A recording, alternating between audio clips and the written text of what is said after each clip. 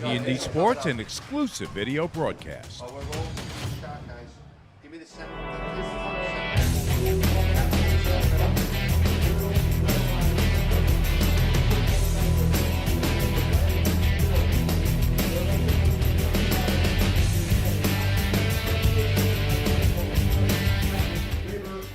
T&D Sports Video presents the Orlin Cohen High School Football Game of the Week. Today it's the Kickoff Classic from William Floyd High School here in Mastic Beach.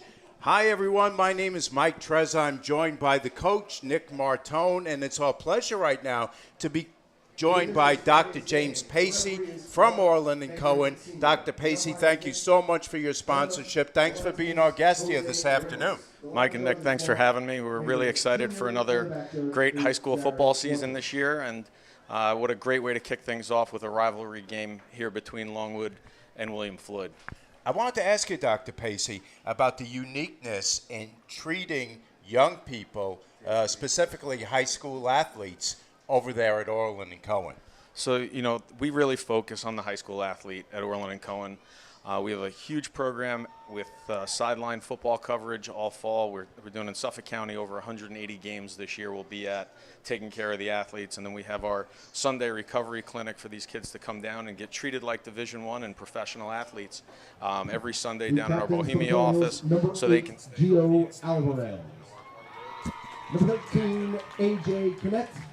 Yeah, Doc, I've been very fortunate. My son got treated at one of your offices a couple of years ago for his shoulder, and it was nothing but a fantastic experience. He got right back on the field in a short period of time. Truly amazing. The doctors, the treatment, unbelievable. Yeah, you know, our team is really amazing between our physicians, our physical therapists, and athletic trainers. We really work as a big team to keep these kids going. I wanted to ask you, Doctor, what it means to Orlin Cohen to be able to provide the level of support and sponsorship you guys have to our broadcast and to really make that part of your platform. You know, being a part of the sports community and the Long Island community in general is very important to us as an organization, and everything we can do to give back, we try and do. You know, the majority of us grew up here on Long Island. I was a high school football player at Huntington High School, so staying a part of this and really doing this for the kids is a great pleasure for all of us. Well, we can't thank you enough for being our guest here this afternoon. We thank you so much for your sponsorship over the last couple of years, and it is our pleasure to have you as our guest. Well, thanks again, guys, and have a great season, and hopefully these kids stay healthy and you have a great game today. Thanks again, Dr. James Pacey. Just about ready for the opening kickoff from here at William Floyd High School. We're going to step away and be back with the opening kickoff and all the action right after this. This is the Orlin Cohen Game of the Week by T&D Sports. Not feeling the love after your last tennis match? We've got specialists for that. Running for the train, derail your knee? We've got specialists. Diving after that grounder, leaving you grounded? We've got specialists for that. Orlin Cohen's top orthopedic team has specialized expertise and extensive training from the nation's premier programs in sports medicine, knee, shoulder, hip, spine, hand, foot, and ankle. So you can feel better, faster. Just about set for the opening kickoff for our season opener, the Kickoff Classic, brought to you by Orlin Cohen and also the National Football Foundation, Mike Trezza, Nick Martone, and our T&D crew here at William Floyd High School in Mastic Beach. Kickoff moments away. Nick, let's talk about this Longwood team. It's a team with lots of athletes, loves to run the ball, and that's what they're going to try to do here this afternoon. Yeah, this has been the Longwood offense for a long period of time where they just like to run the ball right at you.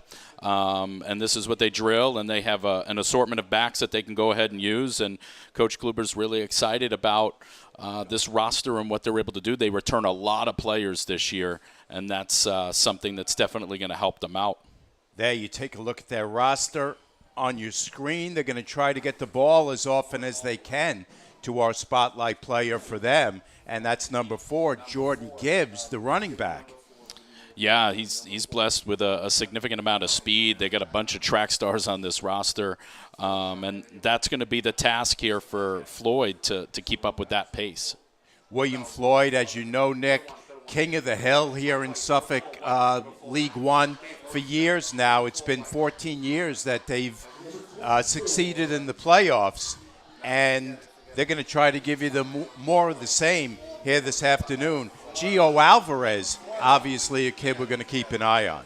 Yeah, an unbelievable talent. I don't expect him to come off the field at all today. Offense, defense, and whatever opportunities they have to get him the ball, certainly in space, they're going to do that. DJ Blankenship, you see him on your screen. He's the kicker. He's ready. William Floyd in the green, white numbers. Longwood in the visiting white with green numbers. Blankenship's ready. He kicks it on the ground. It's handled by one of the up men. It is Ryan Earl on the return. Earl gets a few yards and then is hit down by DeVay McKenzie on the tackle. Yeah, a little bit of a squib kick there to get things going. Both teams had a pretty impressive kicking game last year, both sides, and this certainly is going to be, a little bit of an interesting start here, deep in their own zone. Ryan Mandaro is their quarterback, Nick, a former wide receiver. He takes over under center this year. Yeah, just a pure athlete, putting him under center, being able to manage this offense. Expect big things, big, strong arm, but we know Longwood's definitely going to put the ball on the ground a decent amount today. 2 running backs behind him. Handoff on first down, off right tackle. That's a short gain of maybe 3 on that play. Yeah, that's the kind of first collision you expect, right? Division I, Suffolk County, first week. A lot of bodies in activity there, and they came out with about 4 yards on first down, and that's the recipe, right, for running the football. When you run a decent amount, if you're going to run 70-30, 80-20, if you can peel off 4 yards a carry, you're doing something good. It's probably going to be Benjamin Sheffy, Gibbs, and Reed that are going to share the load in the backfield. Mandaro on 2nd and 6. Now comes under center. 2 running backs behind him. Quick swing pass left side. Has a completion to Reed. Reed is knocked down quickly, loss on the play. Yeah, this is a really great job here by Floyd getting helmets to the football. You see that Longwood's trying to get the ball out in space. Looks like Floyd almost or maybe even did get a hand on that football as it was heading towards the boundary there, and Floyd did a really excellent job closing in and turning that into a loss. So that's going to bring up a 3rd and 8. Ball now on the 38-yard line. First drive for Longwood. Mandaro dumps it off left side, has a completion. Benjamin Sheffy is out near the first down marker, and he may have just picked it up. Benjamin Sheffy.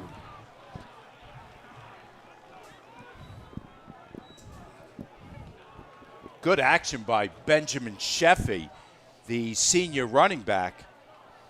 Yeah, Longwood just kind of swinging it out to him in space there, seeing if he can get enough for the first down, and he has it here as they're getting close to midfield, and this is the formula of this Longwood offense. I formation behind Mandaro on 1st and 10 from the 47. Here's a handoff. That's Benjamin Sheffy. He jukes his way over onto the William Floyd side of the field. Yeah, it does a real good job here, just kind of getting north and not too much as far as side-to-side movement. Doing a real good job keeping those shoulder pads pointed forward and getting those yards.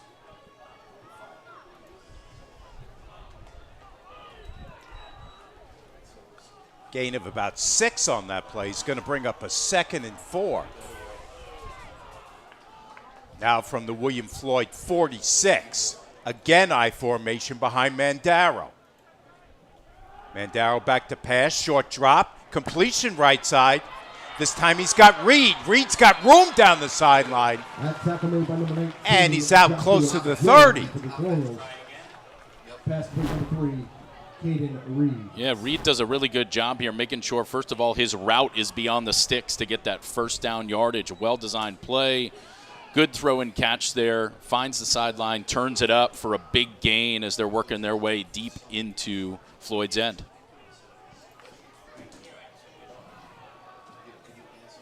Sean Kluber, the head coach of Longwood, and of course the venerable Paul Longo, the head coach here at William Floyd. Here's a hand up the middle, bounces it outside, down near the 10. This time, stop made by number 8, Gio Alvarez.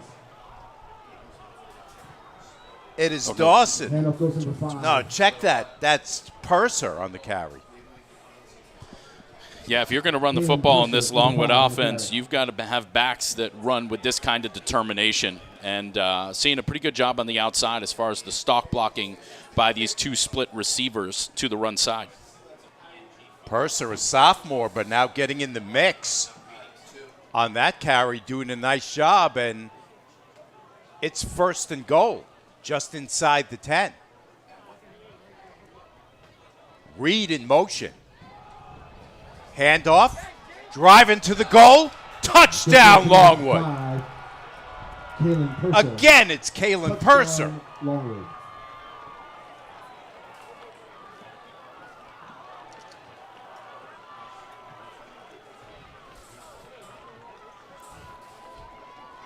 Yeah, it didn't really change as far as what the play option would be. They showed something a little bit different as far as option from the slot, the opposite direction, and then again, that hard, determined run there by Purser, finding his way 9 yards and into the end zone. Extra point is up. It's good. And quickly, Longwood on top 7-0. We'll step away and be back with more action right after this. Not feeling the love after your last tennis match? We've got specialists for that. Running for the train, derail your knee? We've got specialists for that. Diving after that grounder, leaving you grounded? We've got specialists for that. Orlin Cohen's top orthopedic team has specialized expertise and extensive training from the nation's premier programs in sports medicine, knee, shoulder, hip, spine, hand, foot, and ankle. So you can feel better, faster.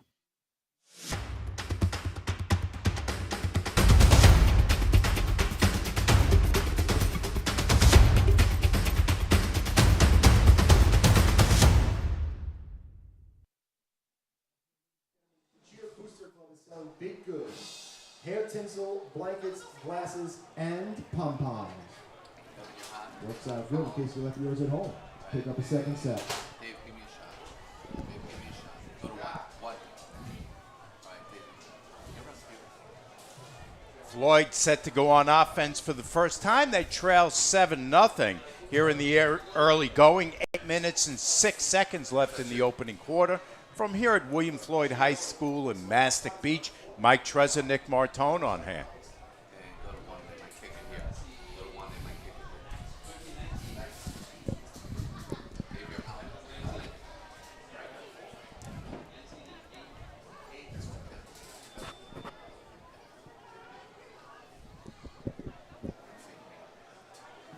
Bunch formation on the kickoff. Then they get out of it. Blank is their kicker. Really good kicker. He puts it deep, but it's returnable. Nice tackle on special teams. It is Asayas Wallace on the return. Yeah, very different approach there as far as the kick game goes, right? We saw Floyd squib the ball, opening kickoff, and we see Longwood's got this kicker that can certainly put it a little bit deeper towards the end zone, so it's a little bit more of an opportunity to set up a return game. But Longwood doing an excellent job getting down the field and putting a stop to that. We didn't mention Floyd quarterback A.J. Kinnett, the senior in our opening, Nick, but he's a 3-year starter and made a big improvement since last year. Let's see what he can get done.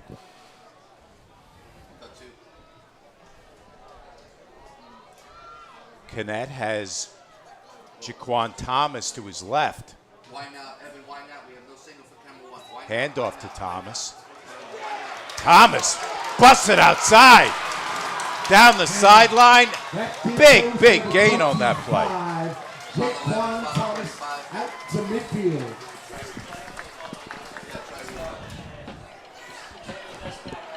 Certainly a good first play from scrimmage here for Floyd as Jaquan Thomas gets going. And this is going to be the challenge a little bit for Floyd coming into this year, replacing all the backs that they lost to graduation. But it looks like they're certainly in good shape with a run like that. Thomas, just a junior, but a big kid, 6'2", 2 1/4. Yeah, when you show up to tackle him on defense, you better be ready and you better be low. Floyd now at their own 47 with the first down. Kinnett works out of the gun.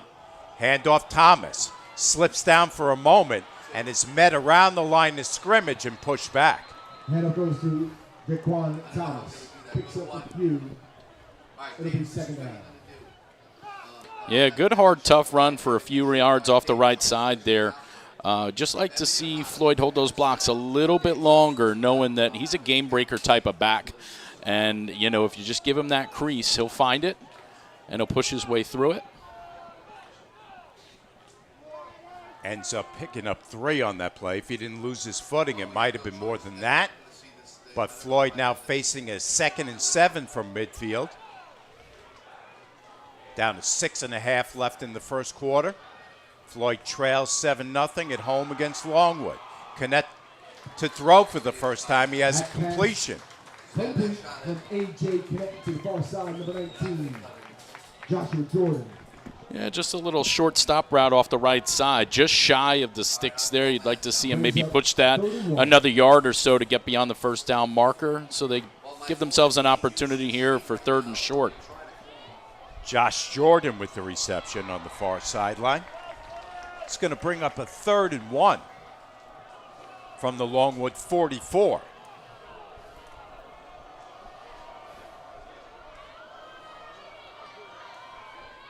Kinnett with the handoff to Wallace. He's met and stuffed.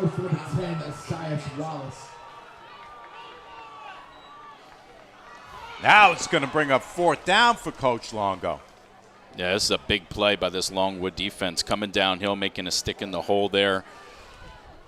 Floyd trying to get that first down with Esias Wallace trying to get that short yardage. It looks like they're going to pick up 4th down right where they started on 3rd. Key point here early on in the game. Floyd keeping the offense out on the field, looking to see if they can find a way to pick up this first. Keep the offense on the field for a very important 4th and 1. 4th and 1. Kinnett, handoff, flag down on the play. That one may be coming back. Looks like we're signaling. Mention our officials at the outset. Mark Nagrin Sr. is our lead official. His son, Mark. So official Nagrin gives us that offsides, encroachment on Longwood. Keeps the Floyd drive going. Now inside Longwood's 40.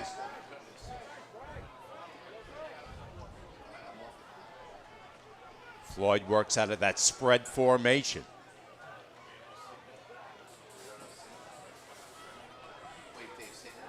Kinnett looking left, throwing left for Alvarez. Completion.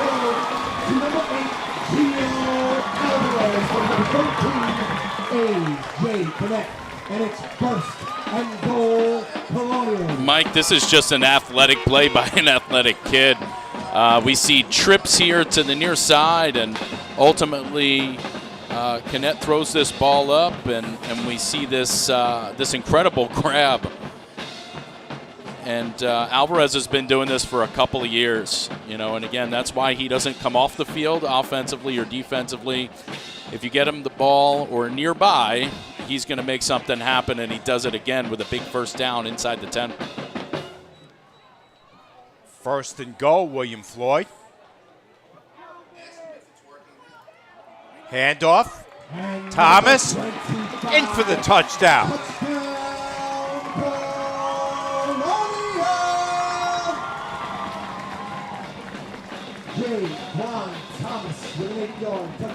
Jaquan Thomas from 8 yards out.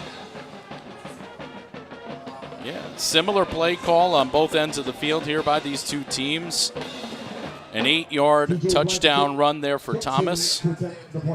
Looking to tie up this game with an extra point.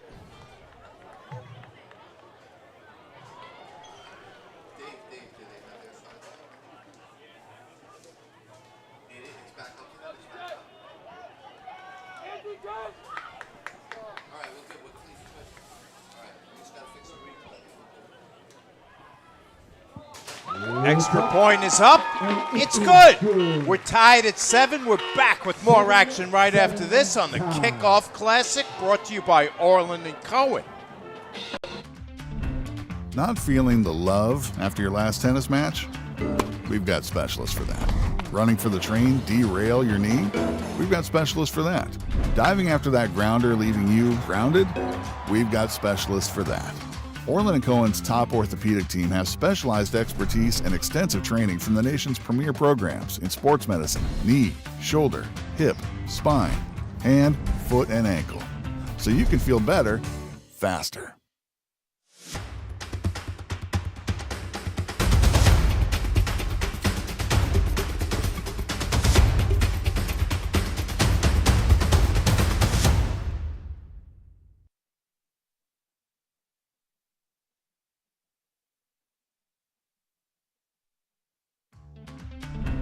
Not feeling the love after your last tennis match? We've got specialists for that. Running for the train, derail your knee? We've got specialists for that. Diving after that grounder, leaving you grounded? We've got specialists for that. Orlin Cohen's top orthopedic team has specialized expertise and extensive training from the nation's premier programs in sports medicine, knee, shoulder, hip, spine, hand, foot, and ankle. So you can feel better, faster. DJ Blankenship to kick off. Floyd has just tied it at 7. 4:45 left in the opening quarter. A line drive kick, again fielded by one of the up men. That time it was Purser, and Purser's knee touched the ground as he fielded it. Yeah, you try to do what you can to, you know, keep your knee off the ground as much as you can. But again, it's a live football, so you're trying to at least secure that catch so, you know, your offense gets a chance to start out with the ball, and we're not kind of kicking it around in our own end. So here we see, you know, Longwood getting a start deep in their own end, seeing if things can kind of settle down here for the Floyd defense. This is the challenge week 1, Mike, where you don't have a lot of film on each other, even though you're familiar with each other from the last couple of years, and you got to kind of figure things out as you go.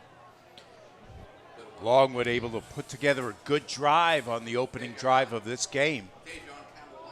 Came down and punched it in, and Floyd answered right back. So let's see what the Lions can get done on their second possession. 1st and 10. It's a handoff up the middle. This time it's Reed. Reed fighting for yards, and he picks up 5 or 6 on that carry. Number 69 for the Colonials. Yeah, Longwood really spending a lot of time in this I backfield where they're comfortable. Weshy out in front is that lead back, that fullback. He's kind of close here, but this should be close. Jamie's on it, so we have our 2nd and 4.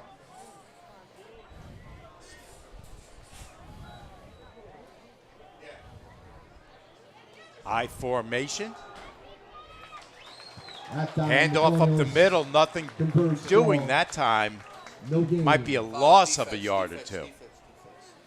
Benjamin Sheffy on the carry. Yeah, Floyd in this 40 defense, this even defense, is, I think it looks like trying to, again, figure some things out. And then again, in defense, when you're trying to stop the run, you're trying to fill up those windows and doors as much as you can. So a much better job in those A gaps and B gaps trying to stop the run from getting going here. Benjamin Sheffy does end up picking up a yard, so it is going to bring up a 3rd and 2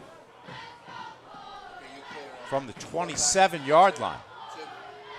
2 receivers near side, 1 to the far sideline. Mandaro under center. Now rolls out right. He's going to go for it himself, and he's going to pick up the first down. Ryan Mandaro. Yeah, what we're definitely starting to see defensively out of Floyd is they're starting to creep up those backers even a little bit more so in the middle and on the outside. We're seeing the free safety creep up a little bit too. So I would expect over time here, you know, Longwood might start working in some play action as a part of their offense. But there we see the quarterback take off, just seeing what kind of defensive coverage they have on him coming out. Mandaro showed good poise on that, Nick. No hesitation. Just calmly, coolly went for the sideline and was able to just pick up that first down. Yep, as well as not taking the hit.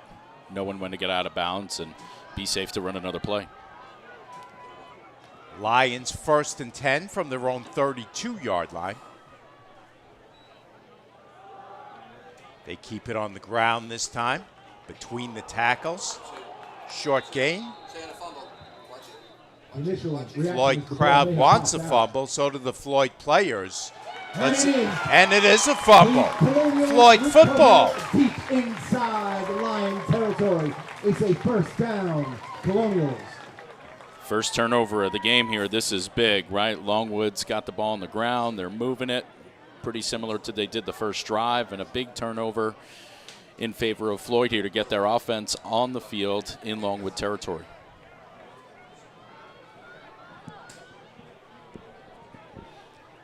So first big break of the game goes to Floyd as they'll take over from the Longwood 37-yard line. Under 3 minutes left in the quarter.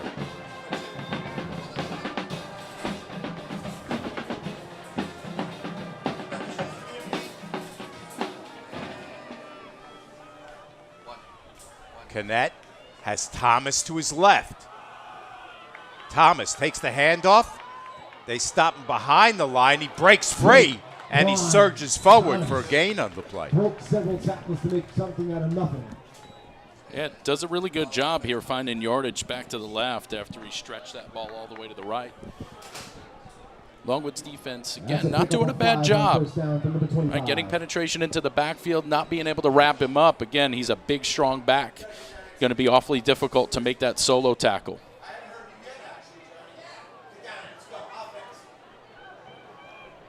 That turned into a gain of 5 on first down, so it brings up a 2nd and 5. Now from the 32-yard line. Kennett looking over the middle, and he overthrows Reed. Incomplete. Or actually, I should say it's Watkins he's looking for. Number 3, Chris Yeah, Watkins. Floyd It'll bring up 3rd out of and that 5. spread set that we're all very familiar with, that they like to run this offense out of, run 4 verticals on a 2nd and 5, and just narrowly missed that inside vertical out of the slot, bringing up 3rd and 5. Watkins, as Nick mentions, that other slot receiver besides Alvarez, was looking for him on that play. Couldn't find him, so it's going to bring up a 3rd and 5 from the 32. 2:15 left in the quarter. Kennett to Wallace, dances around a little bit, and they get him out of bounds. Wallace. Lions converge.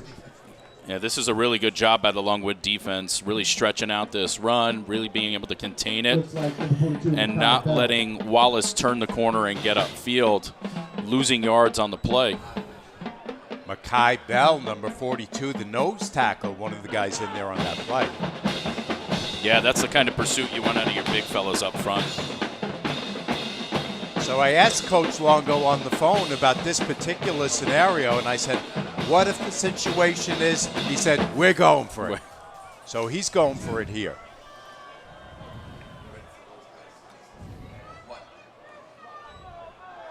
Connect.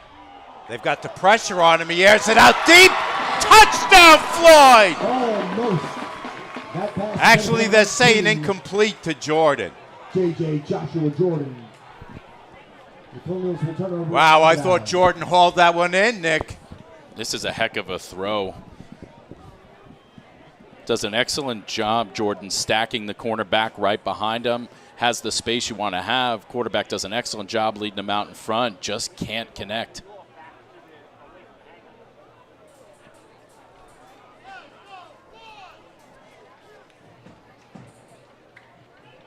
As you mentioned, Nick, Connect put that one right on the button. Yeah, you can't ask for a better throw there in that situation. Longwood takes over on downs from their own 33-yard line, 1st and 10. Closing minutes of the first quarter. Teams tied at 7. I formation behind Mandaro. The motion man gets the handoff and is quickly stopped. Yeah, Longwood running a jet sweep there with Reed moving left to right on the offensive side of the ball. And the timing was a little bit off on that handoff. It looked like things had to kind of slow up for that mesh to happen. So much so that it created that opportunity for Floyd's defense to be sitting there waiting for him. David Gonzalez makes the tackle.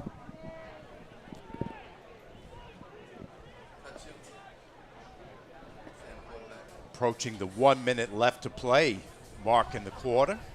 Teams tied at 7. Each team scored on their opening drive. And then Longwood turned it over. Floyd had an opportunity to go ahead, but the deep pass wasn't able to be hauled in. 2nd down. Mandaro, they've got the heat on him. He dumps it off. Is that a live ball? No, they're calling that an incomplete pass. Yeah, just barely gets this away. Trying to make a play here ultimately. Jaden Johnson in the backfield. Does an excellent job getting rid of his man out in front, putting a lot of pressure on the quarterback here, who ultimately just gets rid of the football to save the distance, giving themselves a little bit more manageable 3rd down instead of what could have been much worse.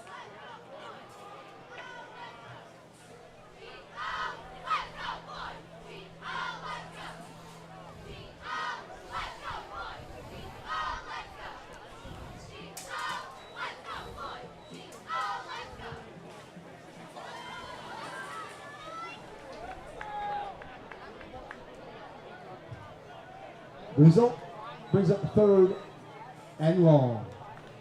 Mandaro back in the huddle from the sideline with the play. On 3rd and long, they're going to have to try to at least pick up some of this. Yeah, wouldn't be shocked to see some kind of draw, some kind of screen here, perhaps to pick up big yardage. Mandaro rolls to his left. They've got pressure on him again. And again, he throws it to the sideline. And here's the flag. That's going to be grounding on Mandaro. Let's take a look. Yeah, we're going to see grounding, intentional grounding here. The play previous, he was outside the tackle box, and it's probably why I got away with throwing the football there. But here he's well within the tackle box, tries to throw the ball away instead of taking the big sack. Smart attempt. Unfortunately, really hard to go ahead and throw that ball away when you're facing half a tackle at that point. So Longwood's going to get a double whammy, loss of down, and now they're punting out of their end zone. The saving grace is that Blank is a good punter as well as a good kicker, so we'll see what he can get done. Yeah, as far as yardage goes and kind of his position standing with almost his heels on the back line, this is probably going to be one of the more important kicks he makes all day.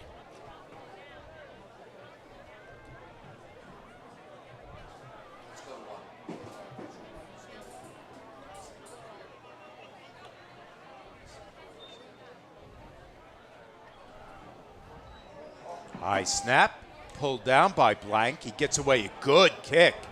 chases back the returner, and they're on him quickly. That punt handled by number 19, JJ. Well, if you're Longwood, that's about the best result you can hope for in high school football, right? To kick that ball almost back to the 50-yard line from deep in your own end zone after saving a high snap and get virtually no return. Jordan was ready for the return, but it was Tom Colagrande with the special teams tackle. The 50-yard line, the 50 Raffles coming around. So William Floyd's going to work with very limited time here. We're under a minute, and they'll get the ball at the Longwood 47-yard line with the 1st and 10.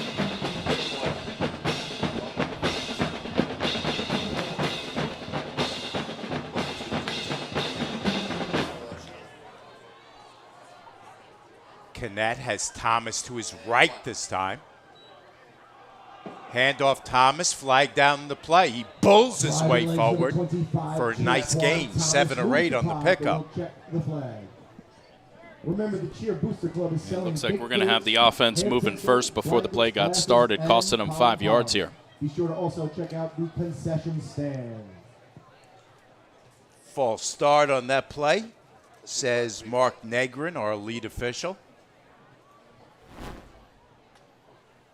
Yeah, this spread offense, I think the misconception a lot of people have about a spread offense is that you're going to throw the ball all the time. But obviously, Floyd showing us here, you can certainly run out of it and do an excellent job. Right? Great push up front. Unfortunately, just somebody got going a little bit before the ball got snapped. Thomas is a big kid, but he also has good vision, as Coach Longo told you and me on the phone, Nick. Yeah, very athletic. Very good sense of where he is in space, finding those positive yards. Real impressed with him. Third in the first quarter. Go to 1. And that will do it for the first quarter. That's the end of the first quarter. Teams tied at 7. We're back with more action right after this. This is the Orlin and Cohen Game of the Week on T&D Sports Video.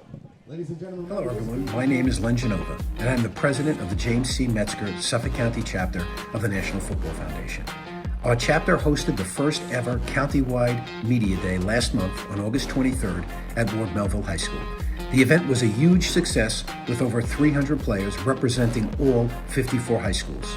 Local media got the opportunity to meet the coaches and top returning players and report on the most prominent storylines for the upcoming season. We would like to share some you now, so let's roll it. You look at the season, you take it one game at a time, like you don't look past anybody.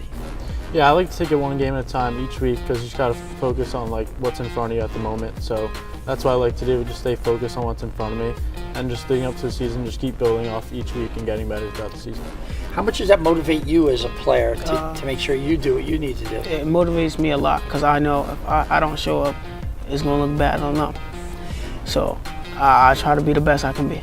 Last year, Danny Aiello was a phenomenal running back, D-back. Another guy who was a finalist for the Hanson Award. How do you replace that kind of talent? Who's your quarterback this year? Our quarterback, Cooper Fuller, played a phenomenal quarterback until he got hurt week 3, broke his collarbone. People forget he was a stud leading up into that game, stepped into quarterback, and was able to fill the role of being a leader of a team that's looking to go win it all again.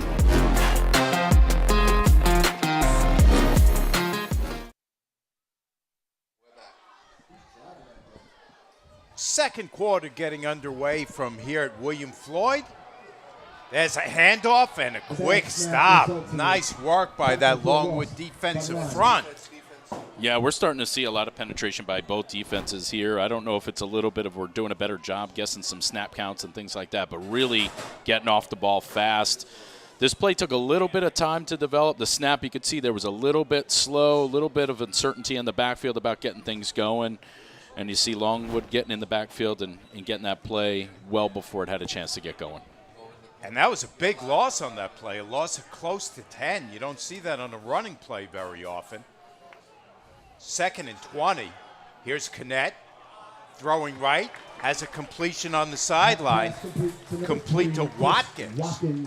from number 13, A.J. Yeah, that's the challenge with the shotgun, right? So when things go wrong and you're always snapping the ball 5 or 6 yards into the backfield, when it goes for a negative play, it's tough. And Floyd does an excellent job here getting back a big chunk of that yardage, creeping back towards the sticks here on third. Kennett, as we mentioned, a 3-year starter, but according to both coaches, took a big step forward this year. Coach Kluber of Longwood said about him, he really throws a nice ball. We saw it on that play. 1st and 10 for Floyd. Kennett back, airs it out deep. Contact downfield, and here comes the flag. He was looking for Jordan. Pass falls incomplete. We'll have to check the flag. Yeah, it looks like we're going to get a pass interference call, probably on the defense.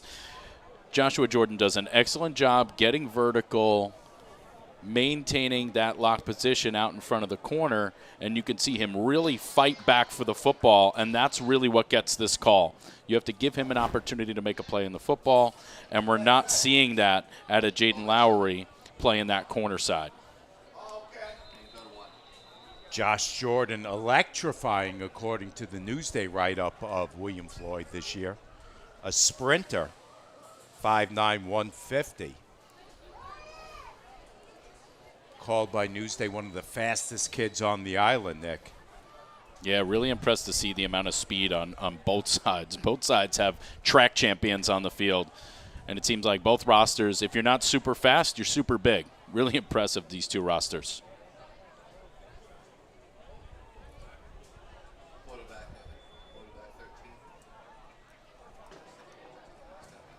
So they'll place it down at the 26-yard line with a 1st and 10 for the Colonials. Kennett looking end zone again. He's got Jordan. And Touchdown! Touchdown, Colonials! Number 19 all alone in the end zone. J.J. Joshua Jordan. Number 13, A. Back to the same exact play. Same play, same route, same wide receiver, different corner. Okay, previously Jaden Lowry had come out of the game. They went right after his replacement. They got vertical here right down the sideline. Really no mystery other than an excellent athlete, a really well-thrown ball, and a result 6 points.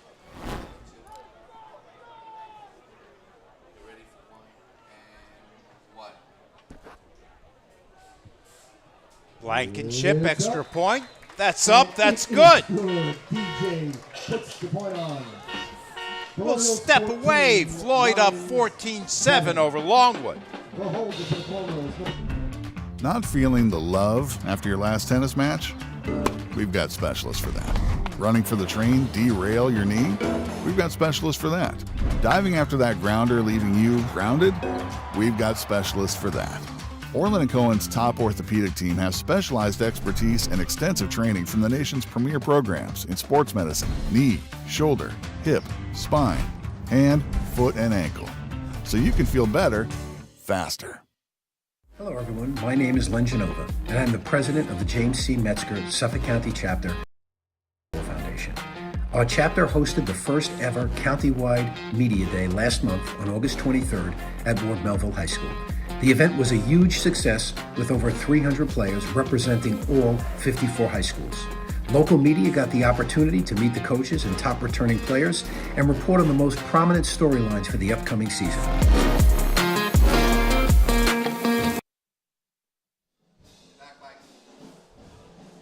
Floyd now up 14-7 over Longwood in our season opener here on T&D Sports. Mike Trezza, Nick Martone on hand, along with our crew. Beautiful pass play from Kennett to Jordan on that, Nick. Yeah, really impressive throw and catch on there to go ahead and take the lead. Short kick. Takes a bounce. Handled by Sawari on the return. Yeah, Floyd kind of varying how they're approaching their kick game here. Just trying to kick sometimes to the hash or just outside the hash. Here they go a little bit outside the numbers. The only danger with that is sometimes you get a big bounce on that turf, and it could go out of bounds, but it doesn't. And so all you do here is you give Longwood the football at about the 32-yard line to get that offense up and running. If you're Coach Kluber, do you stick to your plan here, Nick, and keep the ball on the ground for most of this drive? Yeah, I think you're a run team first, and I don't abandon it yet. The issue passing the football is that Longwood, the last couple of drives, has had a lot of difficulty protecting their quarterback. He's virtually running for his life, trying to throw the ball away and make plays. So I'd like to see maybe a little bit of play action to keep this Floyd defense honest. Here's a handoff. Benjamin Sheffy. There he goes down the left sideline into the end zone. 68 yards. And it's a touchdown, Longwood. And I guess they answered it for us. That's why you don't abandon the run when you're a run team. You run the football because you do it well, and you got all the horses to do it. Davey and Benjamin Sheffy's just electrified this crowd. Again, a guy that's probably not going to get a lot of credit right now, certainly will in the film room on Monday, is Edward Weshy, number 33, that fullback who's taking on a lot of defensive linemen, a lot of middle linebackers to open up those holes for big runs like that. Here's Blank for the PAT.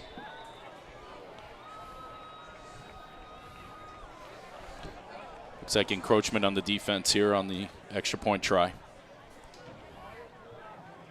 So they'll move it a little closer. Do you abandon the PAT and go for 2 here, Nick? Me, no. But some high schools get excited about moving that ball up a little bit, and you like getting 2 points where you can. But I think we're still kicking here for 1. They have a terrific kicker in Blank. Factor that in as you will. 100%. When you got guys that are pretty solid in the kick game, you let them do what they do. You try not to take points off the scoreboard when you can put them up. You hate like heck to give away those penalty yards for free, though. Absolutely. Especially late in the game, right? In a situation perhaps a quarter from now, a couple quarters from now, in a close game, a 2-point conversion could be a big deal. So Blank will try it again from a little bit closer. Extra point is up. It's good, and we're tied at 14. We'll step away and be back with more right after this on the Parkway Bowl, the Orlin Cohen game of the week. Not feeling the love after your last tennis match? We've got specialists for that. Running for the train, derail your knee? We've got specialists for that. Diving after that grounder, leaving you grounded? We've got specialists for that. Orlin Cohen's top orthopedic team has specialized expertise and extensive training from the nation's premier programs in sports medicine, knee, shoulder, hip, spine, hand, foot, and ankle. So you can feel better, faster.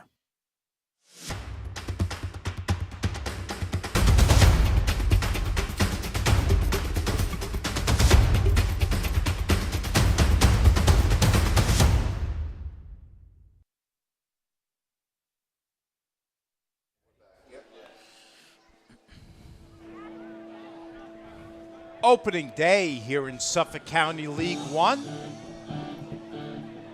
William Floyd High School in Mastic Beach is the setting. Mike Trezza, Nick Martone, along with our T&D Sports video crew. We've got a good one, Nick, tied at 14 here in the second quarter. Yeah, if we said we were going to have a tie game with about 10 minutes or so left in the first half, week 1 seed versus the 3 seed, I'm sure we'd all sign up for it, and that's what we're seeing. We're getting treated to some good football this afternoon.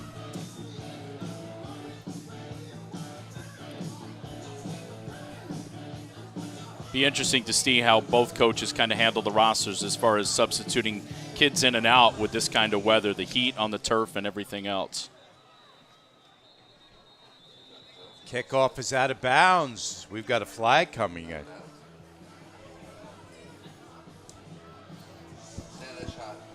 It looks like Longwood might have crossed the football before the ball was kicked. Looks like it's going to send them back 5 more yards and a re-kick. That's actually a break for Longwood instead of giving it to Floyd at the 35, I believe it is. Yeah, that ball going out of bounds is a big deal. So being able to re-kick and the fact that they stopped that before it got going. So Danny Blank is going to get a second chance to kick this one off, this time from the 35.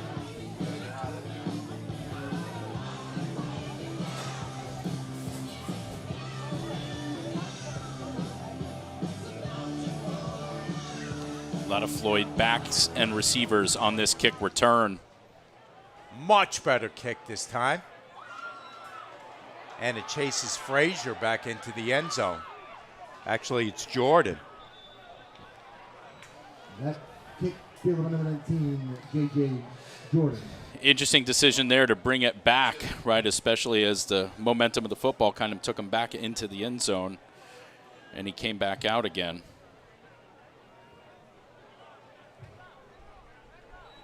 Why was that allowed, Nick? Was it because the ball was fielded outside the end zone and his momentum, as you said, carried it?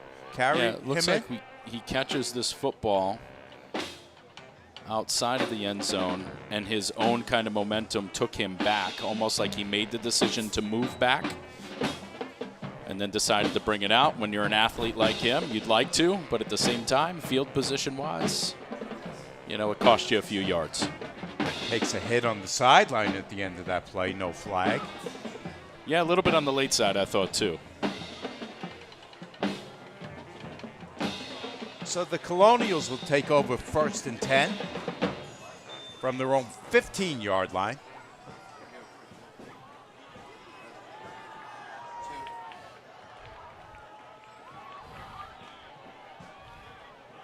Their usual spread formation. 4 receivers in the game for Kennett. Thomas to his right. Kennett wants to throw, can't find anybody. Now scrambles, lets it go. Looking for Watkins. Did he pull it down? So this is a pretty good job by the Longwood defense, really covering the pass, really zoning up and not giving Floyd a lot of options here. But the fact that the play continues for an extended period of time, this is a long time to cover anybody. And ultimately, Kennett does a great job finding an open receiver on the sideline. And Watkins goes up and gets that one elevated on that play. Yeah, Watkins did a really good job making sure his quarterback had a view of him, kind of sat down in the window there on the sideline, giving his quarterback an out to escape to. 1st and 10, Floyd now from their 30.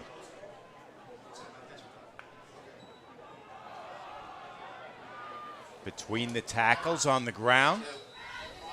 Gang tackle this time is Thomas. We get goes number 25 to Quan Thomas. He'll take the ball straight ahead for about a game of 4. Floyd really mixing it up here on offense with a heavy dose of both run and pass. You see Floyd getting a really good push up front. Thomas picks up 4 on that play.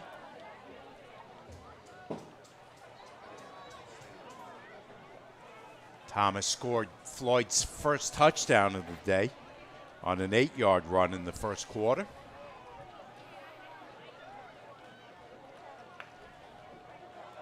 Kennett again looking to go deep, looking for Jordan, and this time step for step with him is Anthony Frazier. So a much better job playing corner here for Longwood on an excellent receiver. This is a tough task for the day. And he does a real good job just kind of maintaining that hip-to-hip position, not letting himself get stacked behind the receiver, really not creating the opportunity for an open pass play. Frazier, a senior two-way player, again, step for step with Jordan on that play. 3rd and 3. Actually make it 3rd and 6.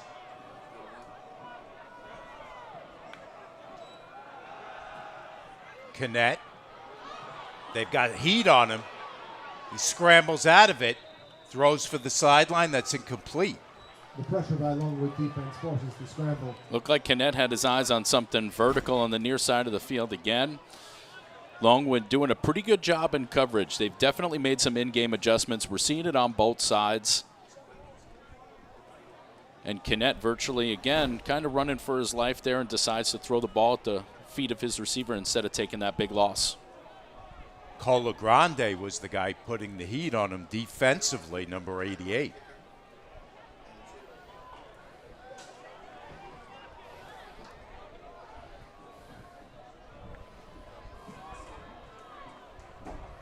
Fourth down.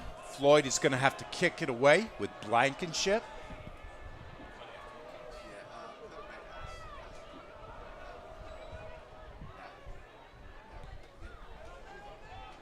Gets it away, a high kick. Fair catch on the other end by Reed, and that's where Longwood will take over. Yeah, pretty good idea to go ahead and make a safe, fair catch there. Looked like Reed had a little bit of room, but decided, as you said, to play it safe, make the fair catch, and secure the possession for the Lions. Yeah, because at that point, right, when you talk about punt return, one, you recognize we're getting the football, right? So we don't want to do anything like run into a kicker or anything like that, and we want to catch it. We don't want this ball to go ahead and bounce, and we know sometimes those bounces on turf, you know, take off, and all of a sudden you end up 10, 15, 20 yards back from where you could be. He decided he didn't have enough room, make a safe, fair catch. Probably the right play. So Longwood,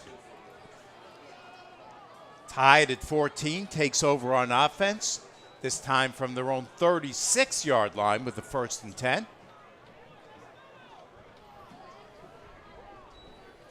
Mandaro lets it go right side and overthrows his receiver. Incomplete. Looking for Reed on that play. 3, Caden Reed. Yeah, pass play here on 1st and 10 and their own end of the field. Longwood decides to try to throw something vertical. Looks like he only really has the one read there on the outside and just narrowly misses a little bit too far out in front of his receiver, but getting excellent coverage on the defensive side of the ball is Floyd with Mr. Alvarez.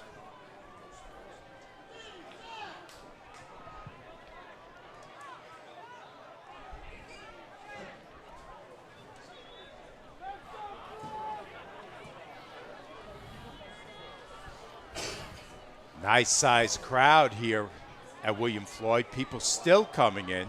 They'll keep it on the ground on 2nd down. Short gain. Short gain. Colonials convert.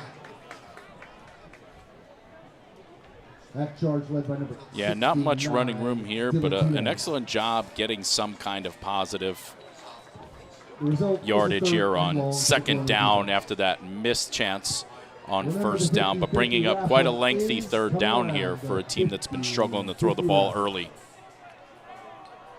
We talked about Longwood wanting to get it to Gibbs. They haven't done so yet. We haven't called his name once, so let's see if they're able to get him involved here on 3rd and long.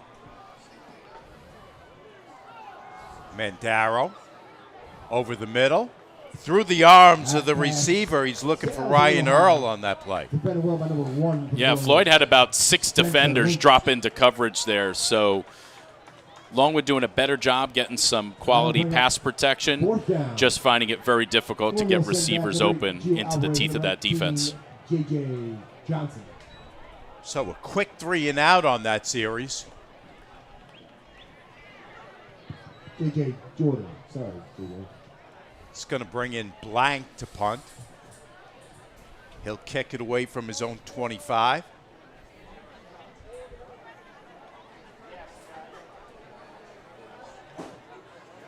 Team still tied at 14 here in our season opener, the Parkway Bowl.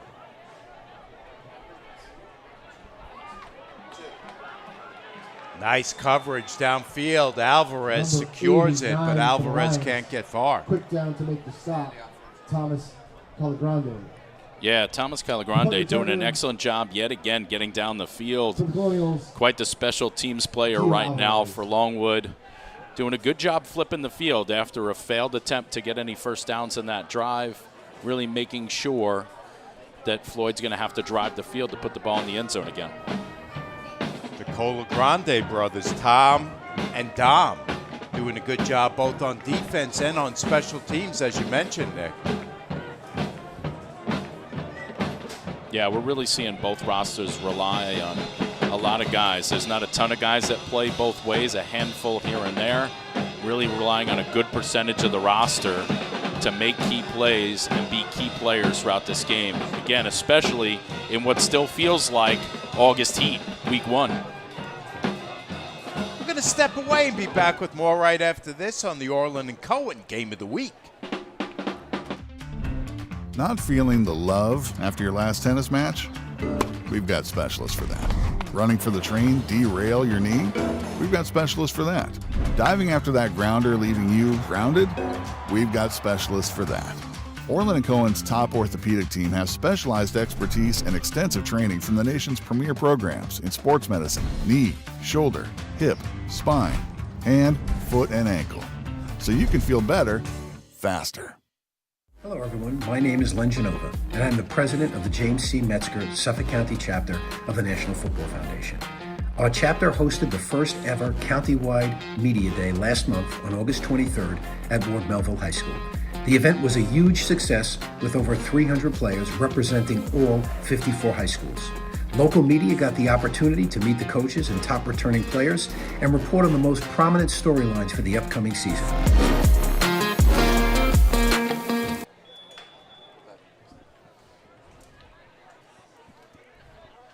Floyd back on offense. Team's tied at 14.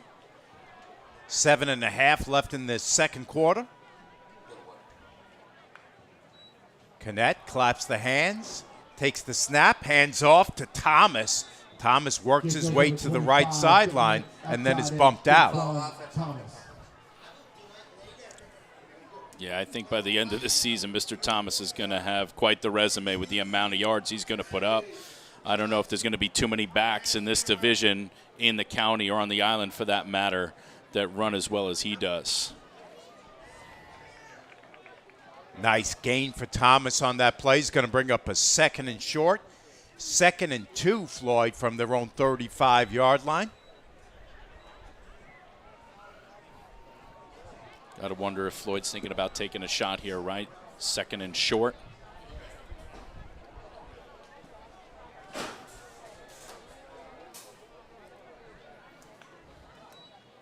Kennett fakes the handoff, gets it left side to Watkins. That pass complete to number 3 on the far side, Chris Watkins. Well-designed play on that. Yeah, just like a quick wide receiver screen out to the boundary there, just getting enough to get the yardage.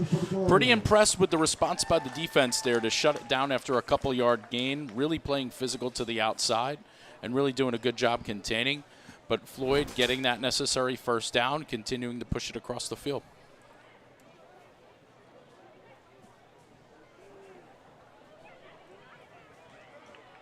So Floyd moves the chains.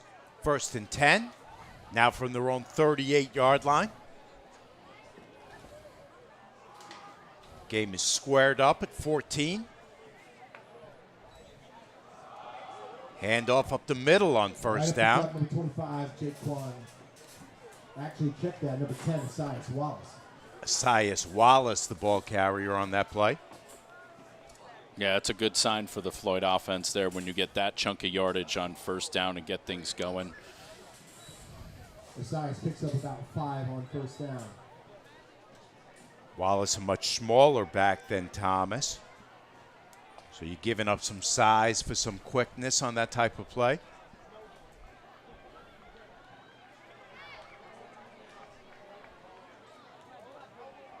Gain of 5 on that last carry, so that'll bring up a 2nd and 5 for Floyd from their own 43.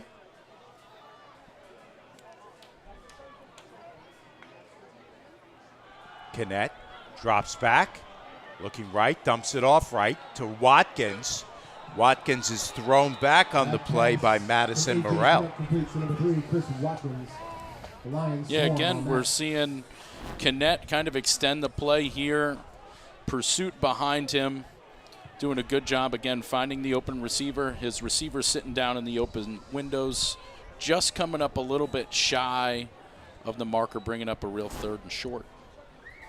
Morella Jr., 5'10", a $185, outside linebacker.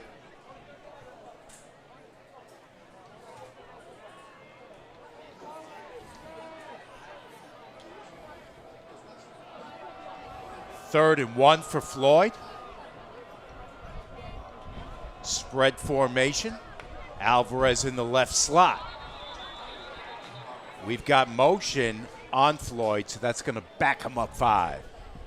Yeah, this one's going to feel not great. You go, big first down, pretty good job second down getting close to the sticks, and then you go ahead and take this off sides, moving you back 5.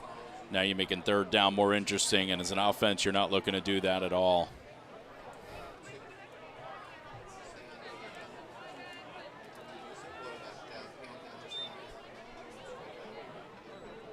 Crowd has continued to grow throughout this very warm afternoon, Nick. Better than 80 here in Mastic Beach. Yeah, a lot of fun to watch football in this weather. Not so sure about playing in it. 3rd and 6, bunch formation right side. Canet looks over the middle, lets it go, and it's through the hands of the receiver. He was looking for Commodore on that play.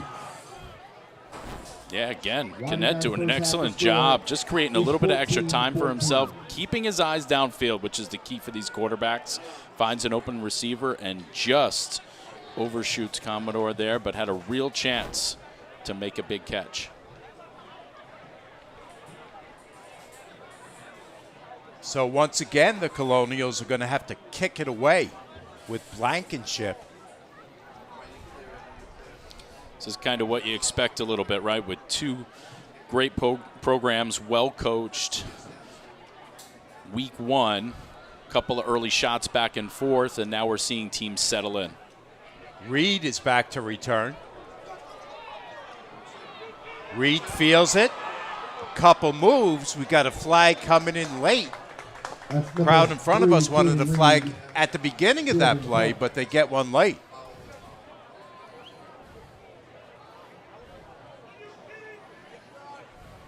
Yeah, special teams becoming a real big part of this game here in the first half. And statistically, most of the time when you really look at it and you break it down, there's a special teams play almost sometimes 1 out of every 5 football plays. So it takes a lot of time to work on, right? It's that third phase of the game after you spend plenty of time on offense and defense. But if you can shore up your special teams, give you great opportunities to start in positive yardage, pin other teams deep, scoring points in the kick game, it's a big deal. And unfortunately for Longwood, after taking this penalty, it's going to move them that much further back into their own end.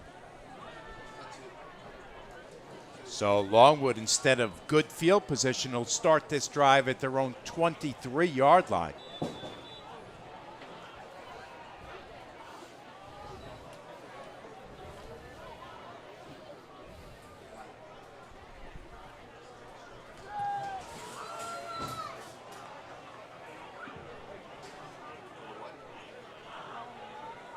First and 10. Mandaro with an I formation behind him. They keep the ball on the ground between the tackles. Not a lot of room. Yeah, this is Benjamin Sheffley getting into the line there, really not finding a lot of space. We're really starting to see this defensive front, this even front from Floyd, really eating up some double teams. We're seeing that at a number 56, Aaron Fisher, who Coach Longo told us a lot about, is a heck of a football player. Returning all county for Floyd last season.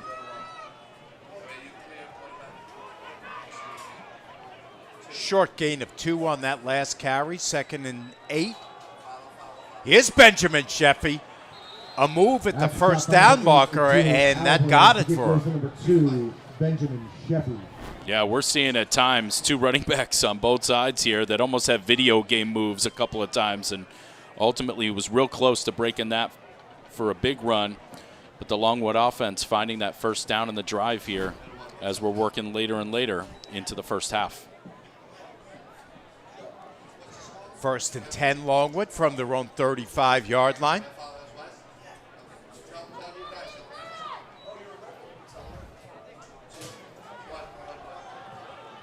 Pitch play comes near side. It's That pitch goes to Purser. number 5, stop by number 8, Gio Purser a Alvarez, the gain ball of player, 1, team. maybe 2.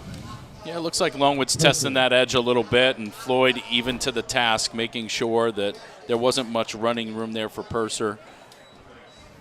Trying to maybe also focus on trying to spread out the defense before they come back to the middle, but not much running room outside.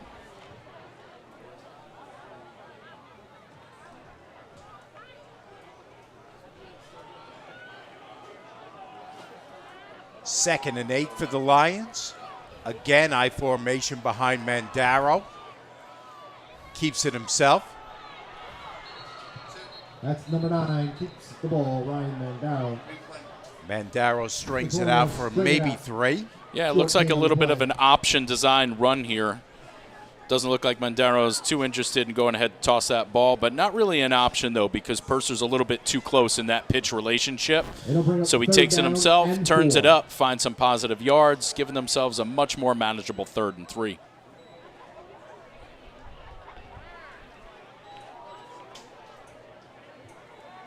We'll call it 3rd and 3 from just outside their 40-yard line. Under 3 minutes to go in the half. Teams tied at 14. We've got a timeout on the field, and we'll step away. And there will be a timeout called. Not feeling the love after your last tennis match? We've got specialists for that. Running for the train, derail your knee? We've got specialists for that. Diving after that grounder, leaving you grounded? We've got specialists for that. Orlin Cohen's top orthopedic team has specialized expertise and extensive training from the nation's premier programs in sports medicine, knee, shoulder, hip, spine, hand, foot, and ankle. So you can feel better, faster. Hello, everyone. My name is Len Genova, and I'm the president of the James C. Metzger Suffolk County chapter of the National Football Foundation. Our chapter hosted the first ever countywide media day last month on August 23rd at Ward Melville High School. The event was a huge success with over 300 players representing all 54 high schools. Local media got the opportunity to meet the coaches and top returning players and report on the most prominent storylines for the upcoming season.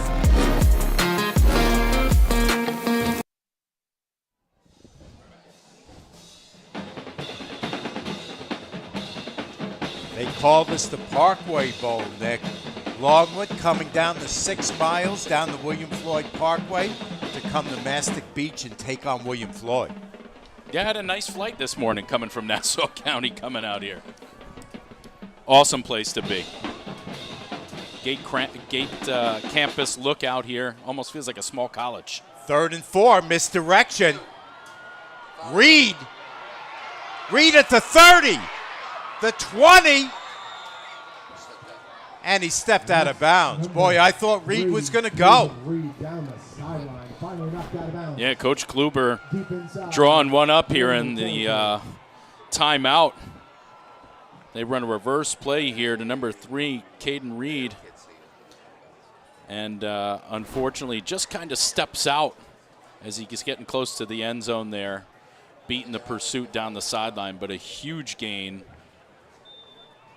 putting Longwood in an opportunity here to try to score some points here before the end of the first half. 1st and 10 from the 15. If you're Longwood, you want to punch it in and leave Floyd no time. Mandaro rolls out right.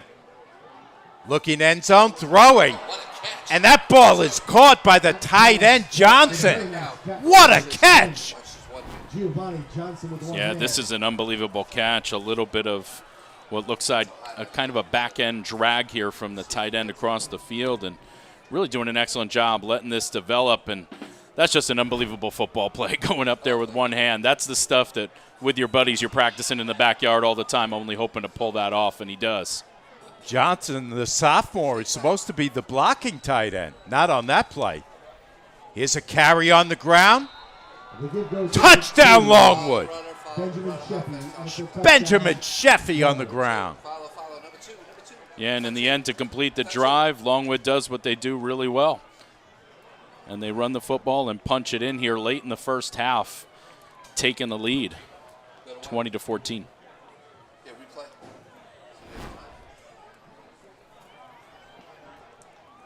Okay, here's this under center look here. Right out of that I backfield. Really getting a big push up front. Led by the fullback, number 40, Craig Hardy. And the point after is good. Longwood 21. PAT is good. Longwood's up 21-14. We're going to step away and be back with the last couple minutes of this first half. Not feeling the love after your last tennis match? We've got specialists for that. Running for the train, derail your knee? We've got specialists for that. Diving after that grounder, leaving you grounded? We've got specialists for that. Orlin Cohen's top orthopedic team has specialized expertise and extensive training from the nation's premier programs in sports medicine, knee, shoulder, hip, spine, hand, foot, and ankle. So you can feel better, faster. 2-minute drill coming up for Floyd, Nick, as they trail Longwood 21-14. We're under 2 minutes left in the half. If you're Coach Longo, how are you playing this? Well, I'm in a spread offense, so the nice thing about the spread offense is it kind of fits naturally into a 2-minute offense, which I'm sure they drill all the time. You're going to see probably a lot of outside routes. Longwood's going to be willing to let the ball get thrown in front of them. But if I'm Floyd, I'm going to take what Longwood gives me and get the ball down the field and, again, put it into my playmakers' hands. And it might even start here with the kick return. You know, the opportunity that you have, Floyd by far has their best skill guys on the field for this return. I wouldn't be, surprised to see some kind of fireworks here to get started. But you're patient. You're patient. It's one score. That's all it is. There's no panic mode. You're at home. You feel pretty good how you're playing for the most part through the first half. Some things to neaten up maybe at halftime, but ultimately kind of dinking and dunking down the field until maybe you see that shot that they've been able to capitalize on a couple of times. For a season opener, this has been a really entertaining game as both teams really, really into it. The big crowd here in Mastic Beach is into it. So let's see what Floyd can get done in this final just under 2 minutes.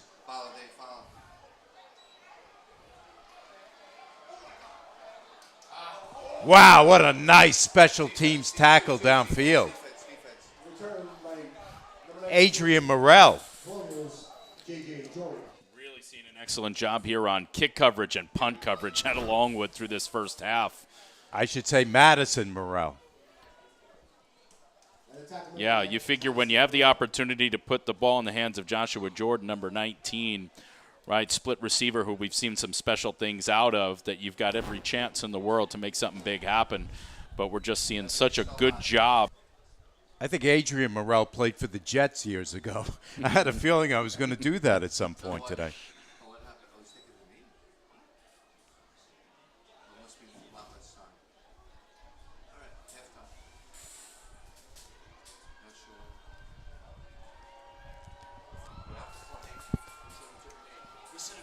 That's the end of the first half. We've got no clock here on the field, so we're kind of piecing it together. But that is the end of the first half as Longwood's on top of William Floyd, 21-14. We're going to step away, be back with some halftime coverage right after this. This is the Kickoff Classic, brought to you by Orlin Cohen and the National Football Foundation. Not feeling the love after your last tennis match? We've got specialists for that. Running for the train, derail your knee? We've got specialists for that. Diving after that grounder, leaving you grounded? We've got specialists for that. Orlin Cohen's top orthopedic team has specialized expertise and extensive training from the nation's premier programs in sports medicine, knee, shoulder, hip, spine, hand, foot, and ankle. So you can feel better, faster. Experience, trusted, proven, excellence.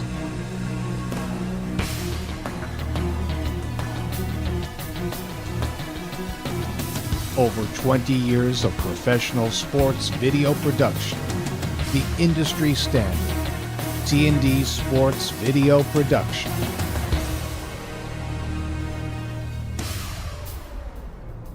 Whether it's a single game, a whole season, or a college recruitment video, T&D Sports is your one-stop video solution.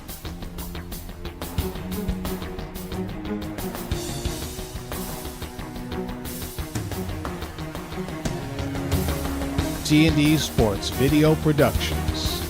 All sports, all levels, all the time.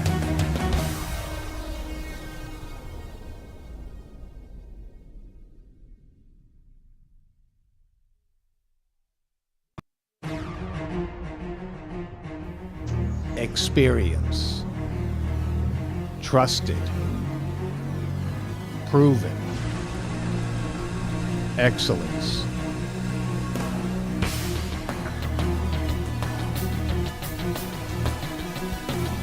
Over 20 years of professional sports video production. The industry standard. T&D Sports Video Production.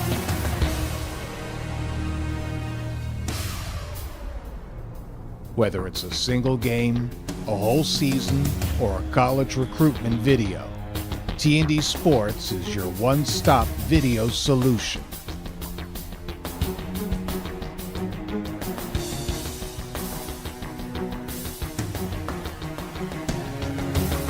T&D Sports Video Productions. All sports, all levels, all the time.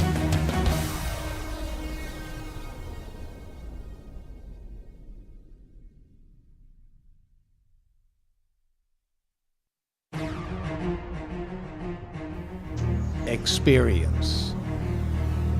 Trusted. Proven. Excellence.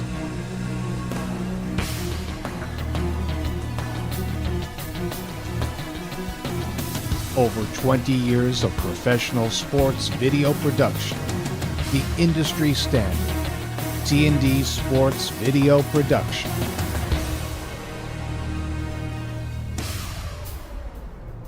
Whether it's a single game, a whole season, or a college recruitment video, T&D Sports is your one-stop video solution.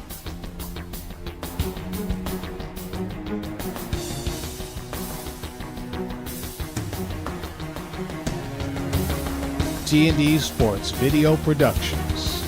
All sports, all levels, all the time.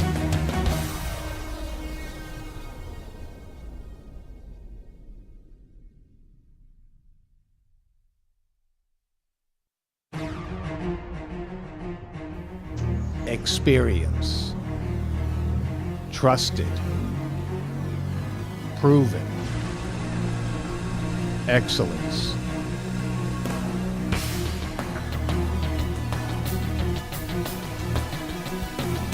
Over 20 years of professional sports video production. The industry standard. T&D Sports Video Production.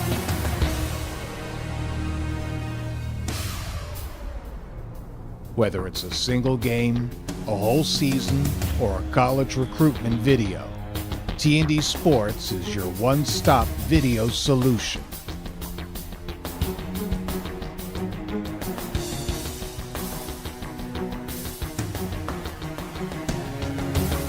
T&D Sports Video Productions. All sports, all levels, all the time.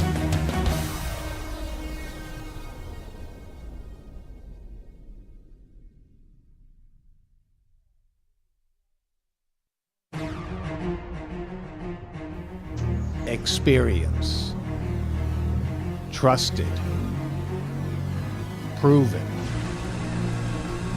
Excellence.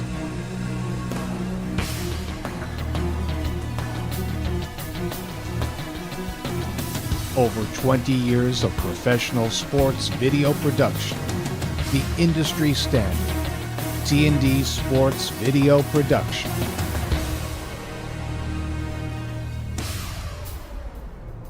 Whether it's a single game, a whole season, or a college recruitment video, T&D Sports is your one-stop video solution.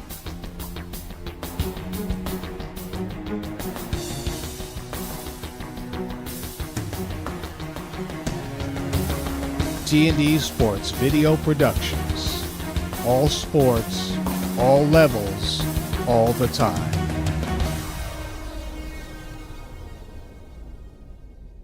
Hello, everyone. My name is Len Genova, and I'm the president of the James C. Metzger Suffolk County chapter of the National Football Foundation. Our chapter hosted the first ever countywide media day last month on August 23rd at Ward Melville High School.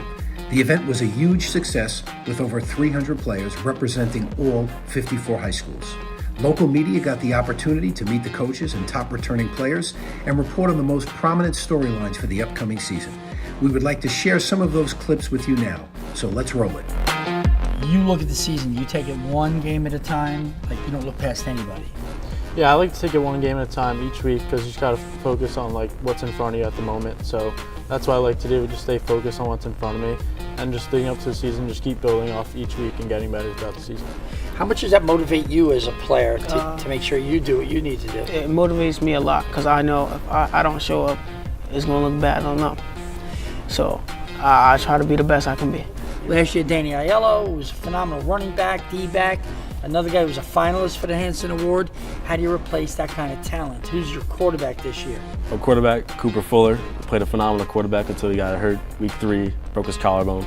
People forget he was a stud leading up into that game, stepped into quarterback, and was able to fill the role of being a leader of a team that's looking to go win it all again.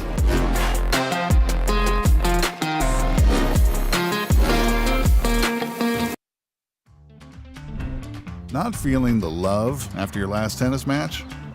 We've got specialists for that. Running for the train, derail your knee? We've got specialists for that. Diving after that grounder, leaving you grounded? We've got specialists for that. Orlin Cohen's top orthopedic team has specialized expertise and extensive training from the nation's premier programs in sports medicine, knee, shoulder, hip, spine, hand, foot, and ankle. So you can feel better, faster.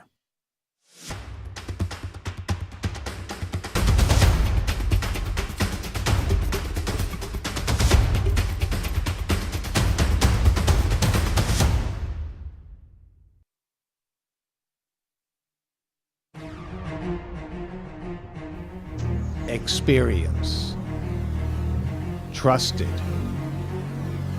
proven, excellence.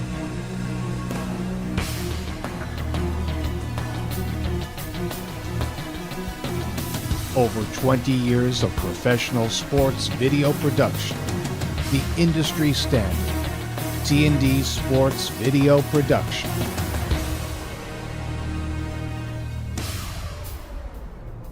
Whether it's a single game, a whole season, or a college recruitment video, T&D Sports is your one-stop video solution.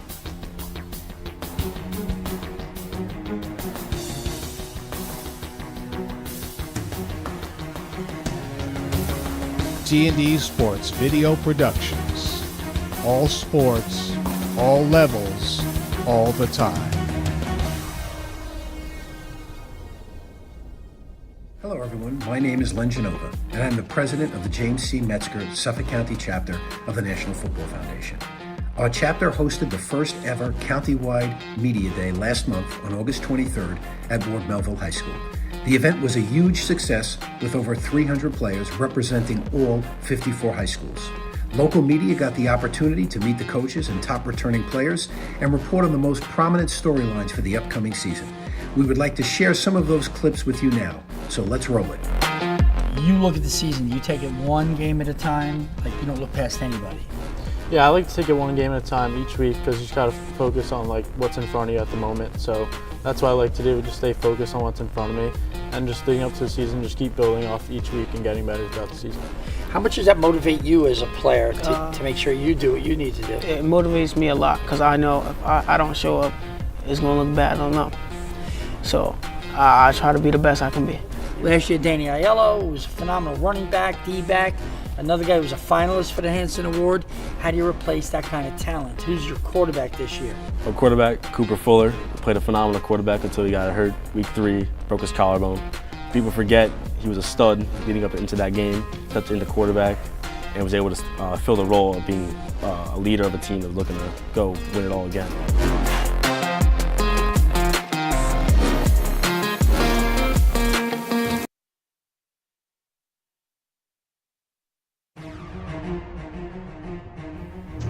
Experience. Trusted. Proven. Excellence.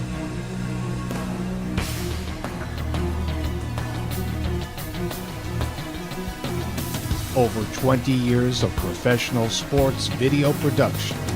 The industry standard. T&D Sports Video Production.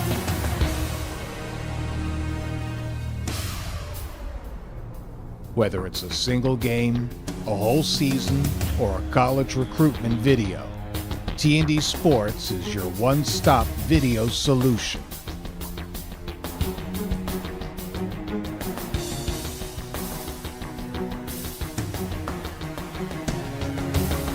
T&D Sports Video Productions.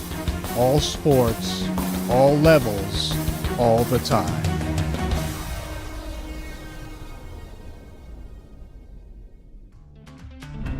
Not feeling the love after your last tennis match?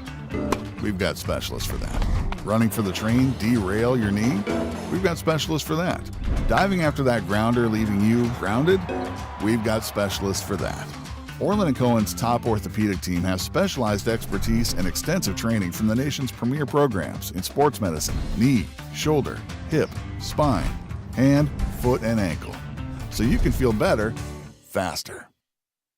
Hello, everyone. My name is Len Genova, and I'm the president of the James C. Metzger Suffolk County chapter of the National Football Foundation. Our chapter hosted the first ever countywide media day last month on August 23rd at Ward Melville High School. The event was a huge success with over 300 players representing all 54 high schools. Local media got the opportunity to meet the coaches and top returning players and report on the most prominent storylines for the upcoming season. We would like to share some of those clips with you now, so let's roll it. You look at the season, you take it one game at a time, like you don't look past anybody. Yeah, I like to take it one game at a time each week because you just got to focus on like what's in front of you at the moment. So that's what I like to do, just stay focused on what's in front of me and just leading up to the season, just keep building off each week and getting better throughout the season. How much does that motivate you as a player to make sure you do what you need to do? It motivates me a lot because I know if I don't show up, it's going to look bad on them. So I try to be the best I can be.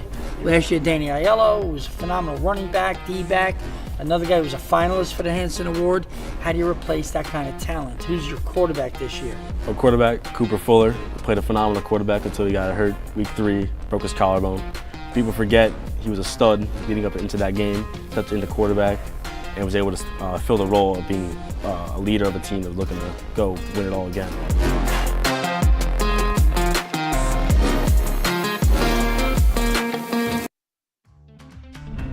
Not feeling the love after your last tennis match? We've got specialists for that. Running for the train, derail your knee? We've got specialists for that. Diving after that grounder, leaving you grounded? We've got specialists for that. Orlin Cohen's top orthopedic team has specialized expertise and extensive training from the nation's premier programs in sports medicine, knee, shoulder, hip, spine, hand, foot, and ankle. So you can feel better, faster.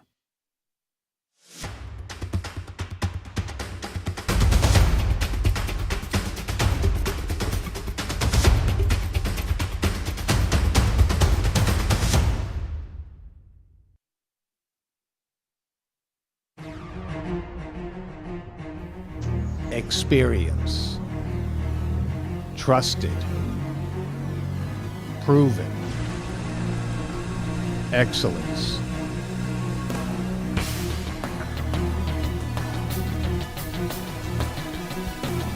Over 20 years of professional sports video production.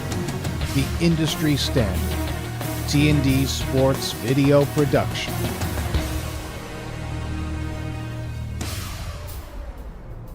Whether it's a single game, a whole season, or a college recruitment video, T&D Sports is your one-stop video solution.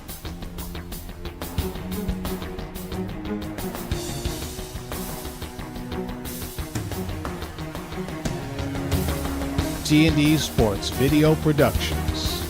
All sports, all levels, all the time.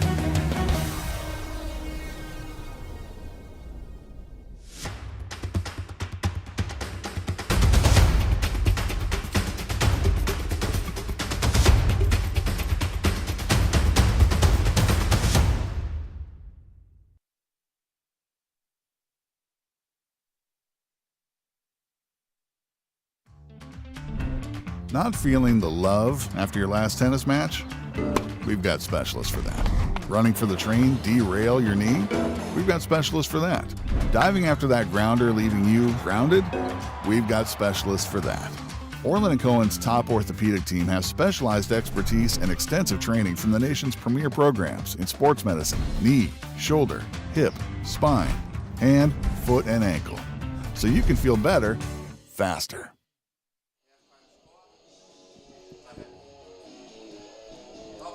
Halftime here in Mastic Beach with William Floyd trailing Longwood 21-14, just about set for the second half to get kicked off, and we are underway in the third quarter. Floyd gets the ball.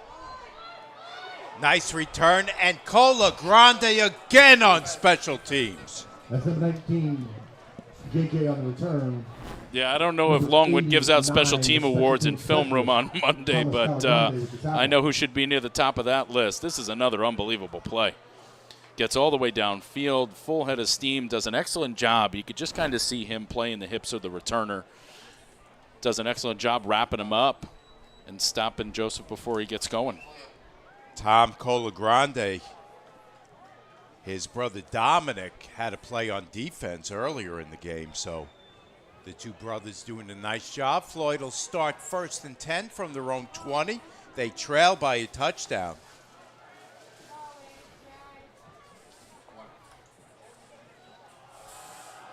Here's Thomas. Thomas, a couple moves, showing that vision, showing that toughness as he breaks the tackle.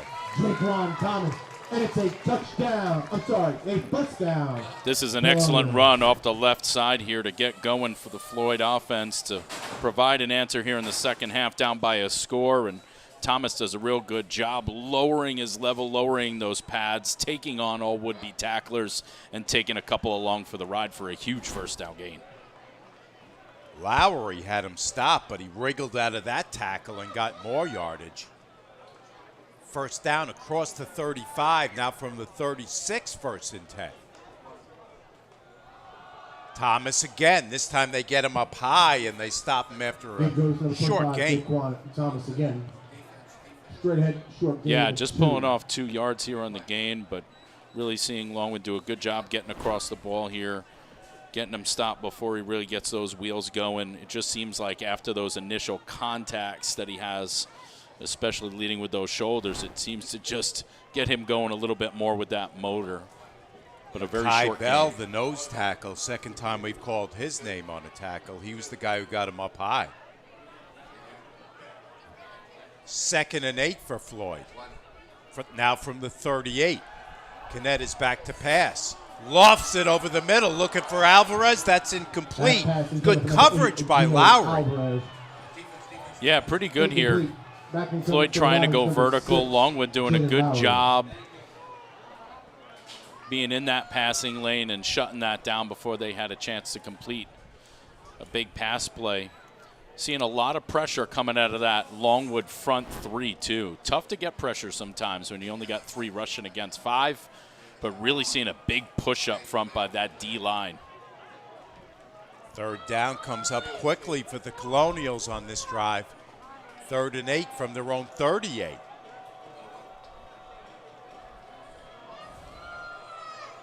Kinnett has Wallace to his left.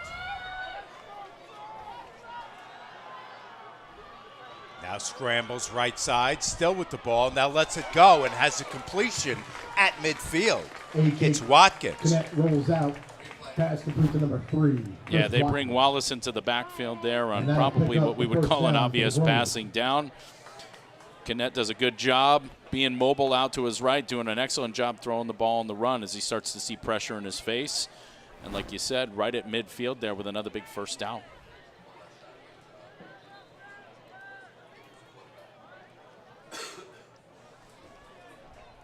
As we mentioned in the first half, the scoreboard with the score and the time is not operable. We do have down and distance, which is helpful.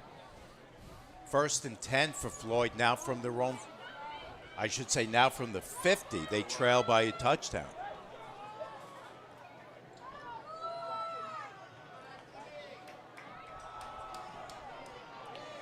Here's Thomas. He spins his way for a gain of 7 or 8.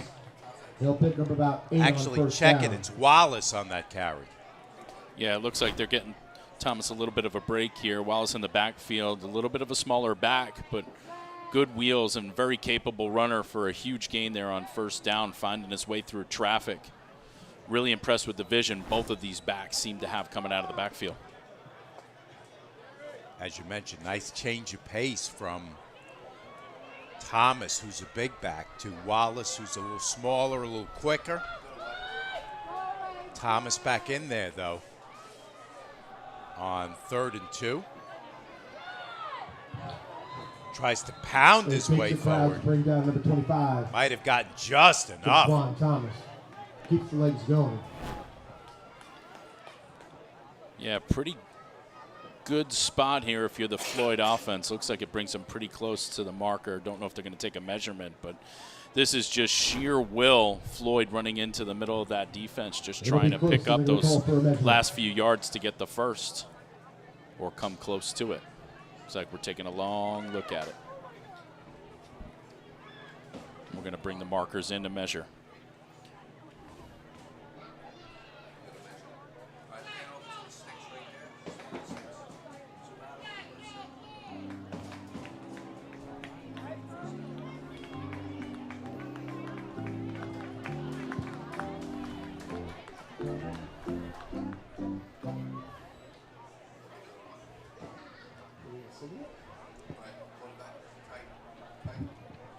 And it's a first down for the Colonials. The Jeopardy theme song plays as we await the decision from our officials. They finally do say first down Floyd.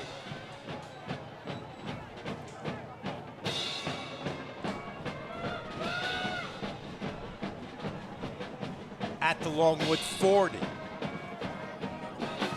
Thomas to the right of Knet. Knet will keep it himself, spins the line of scrimmage, and then gets dumped. Yeah, it looks like they dialed up here a little bit of like a QB lead, QB power play to the right side, a design run here for the quarterback, and just not much happening there. Again, you see really good penetration by that front three. They're getting off those blocks really, really quick and getting themselves in the backfield. Excellent pressure. Having a game for himself. At least 3 tackles that we've mentioned. Yeah, absolutely. In the middle of the field doing a lot of that dirty work for this defense.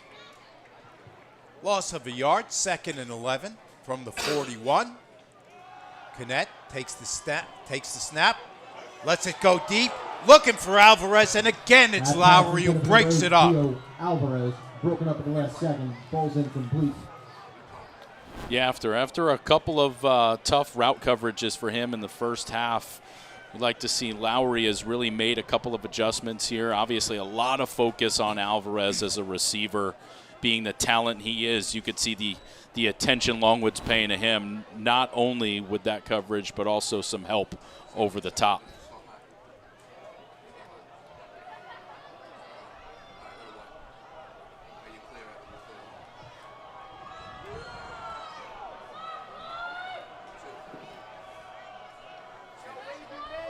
Third and 11 for Floyd from the Longwood 41.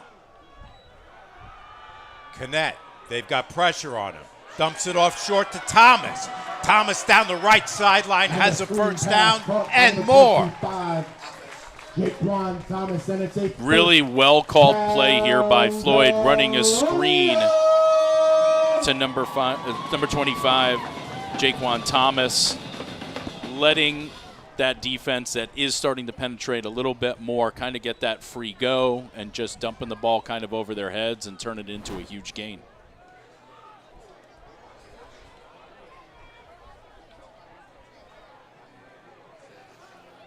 Now into the red zone with a 1st and 10 at the 20 of the Colonials. Looking to even up this game. Longwood on top, 21-14, 3rd quarter action. Here's Wallace up the middle. Running hard, number 10, Asias Wallace.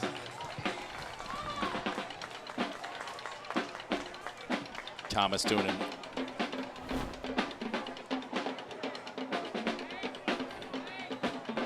Wallace on that carry again. A little bit of the change of pace we talked about.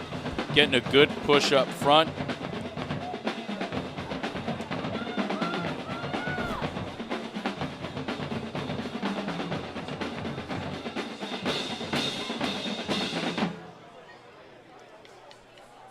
Floyd really starting to mix it up here on offense with personnel and play call.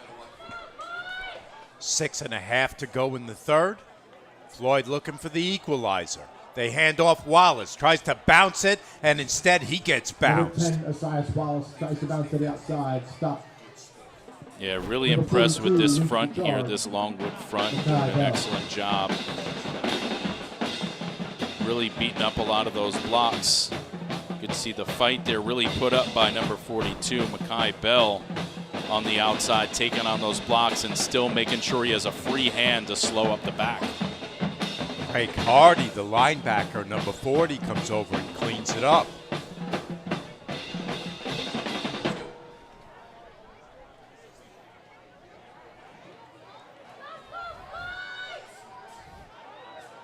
Got to wonder here if Floyd maybe thinks about taking a shot at the top. 2nd and 8. Knet looking for Watkins. Number 13, A.J. Knet. Watkins is still down on the turf.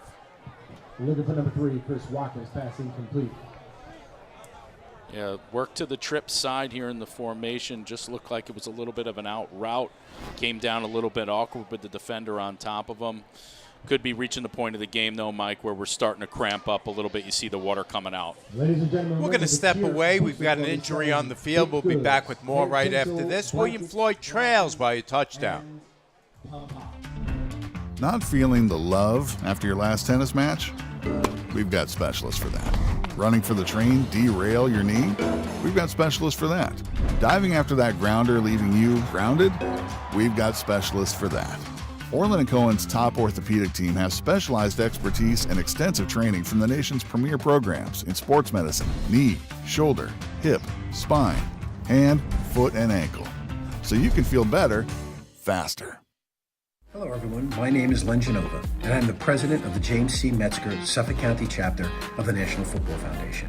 Our chapter hosted the first ever countywide media day last month on August 23rd at Ward Melville High School.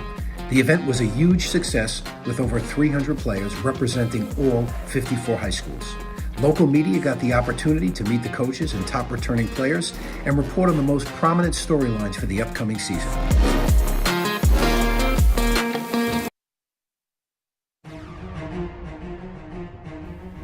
Experience.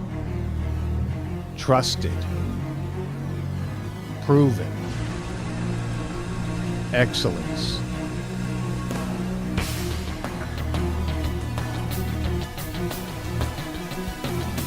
Over 20 years of professional sports video production. The industry standard. T&D Sports Video Production.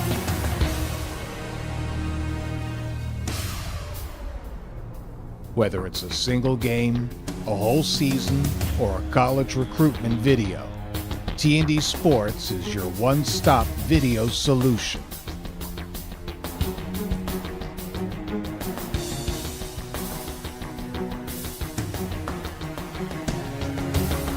T&D Sports Video Productions. All sports, all levels, all the time.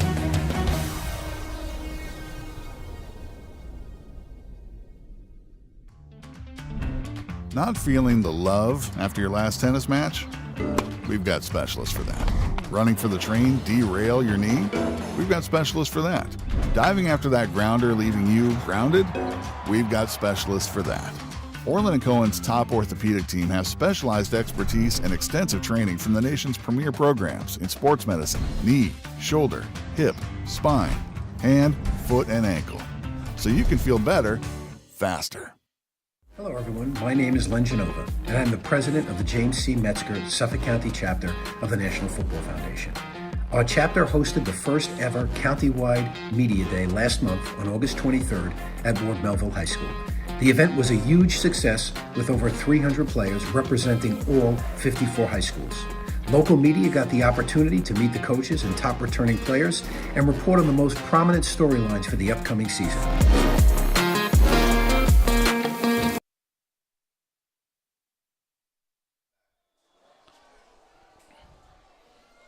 Second and 8, William Floyd driving for the end zone, looking to tie this game. Looks like Floyd lost Chris Watkins for a little bit, number 3 on that last play. Looks like they're checking him out on the sideline. Hopefully he'll bounce back quick and have an opportunity to get back in this game. As you said, it was Hardy, the linebacker, that came down on top of him. Run play with Connett, looking for room, and instead he's ganged up on and stopped in his tracks.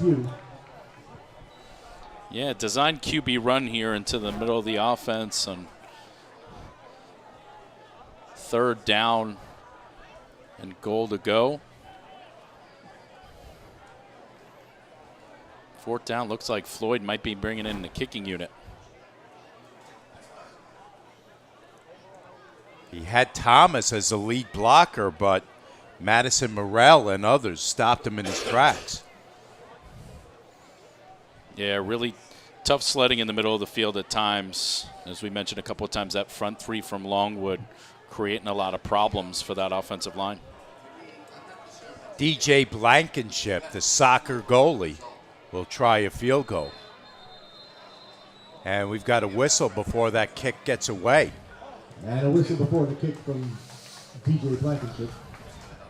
Looks like we're going to see encroachment on the defense here. Wow, that is huge. Let's see if Floyd rethinks their approach here. I think they will. Looks like they're taking the kick team off the field and sending the offense back out. To the delight of the crowd here in front of us, Mike.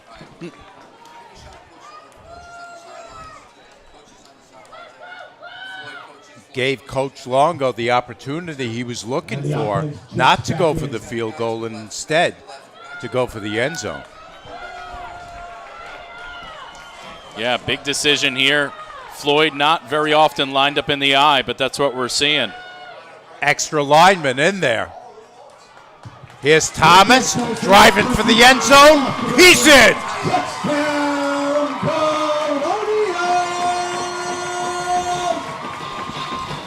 A little misdirection. Going off the weak side, number 25, put 6 more on the board. Big change in circumstance there within the last minute or so here. A huge, huge penalty by that Longwood defense.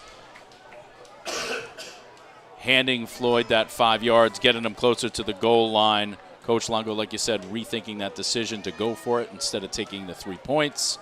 You go for it, and they punch it in, looking to tie with the extra point. Blankenship's going to have to settle for a PAT instead of a field goal. Snap is up. Kick is up. Kick is good, and we're tied at 21. We'll step away and be back with more action right after this. This is the Parkway Bowl on Orlin and Cohen Game of the Week. Not feeling the love after your last tennis match? We've got specialists for that. Running for the train, derail your knee? We've got specialists for that. Diving after that grounder, leaving you grounded? We've got specialists for that.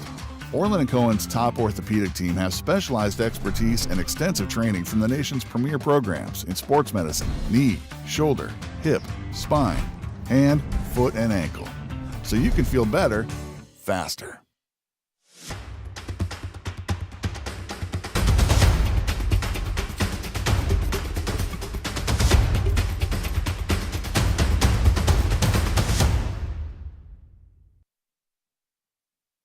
Hello, everyone. My name is Len Genova, and I'm the president of the James C. Metzger Suffolk County chapter of the National Football Foundation. Our chapter hosted the first ever countywide media day last month on August 23rd at Ward Melville High School. The event was a huge success with over 300 players representing all 54 high schools. Local media got the opportunity to meet the coaches and top returning players and report on the most prominent storylines for the upcoming season.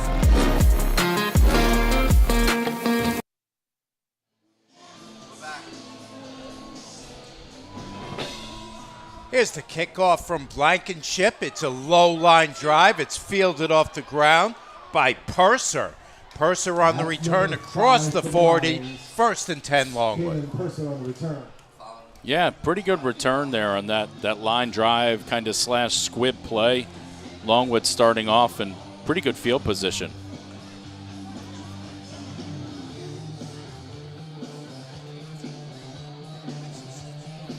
So as you mentioned, Nick, a variety of different types of kicks Floyd has put up or on the ground, trying to sort of catch Longwood off guard, I guess.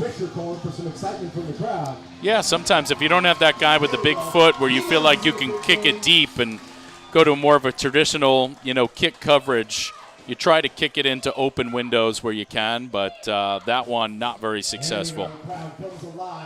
1st and 10 Longwood from their own 41-yard line, I formation. Hand off to the second man through.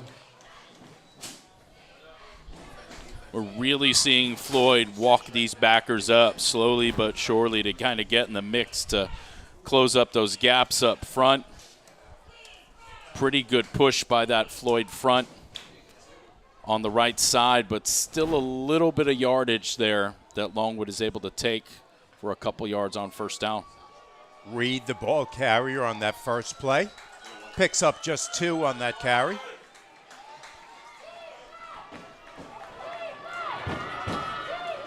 Here's a pitch play to Reed.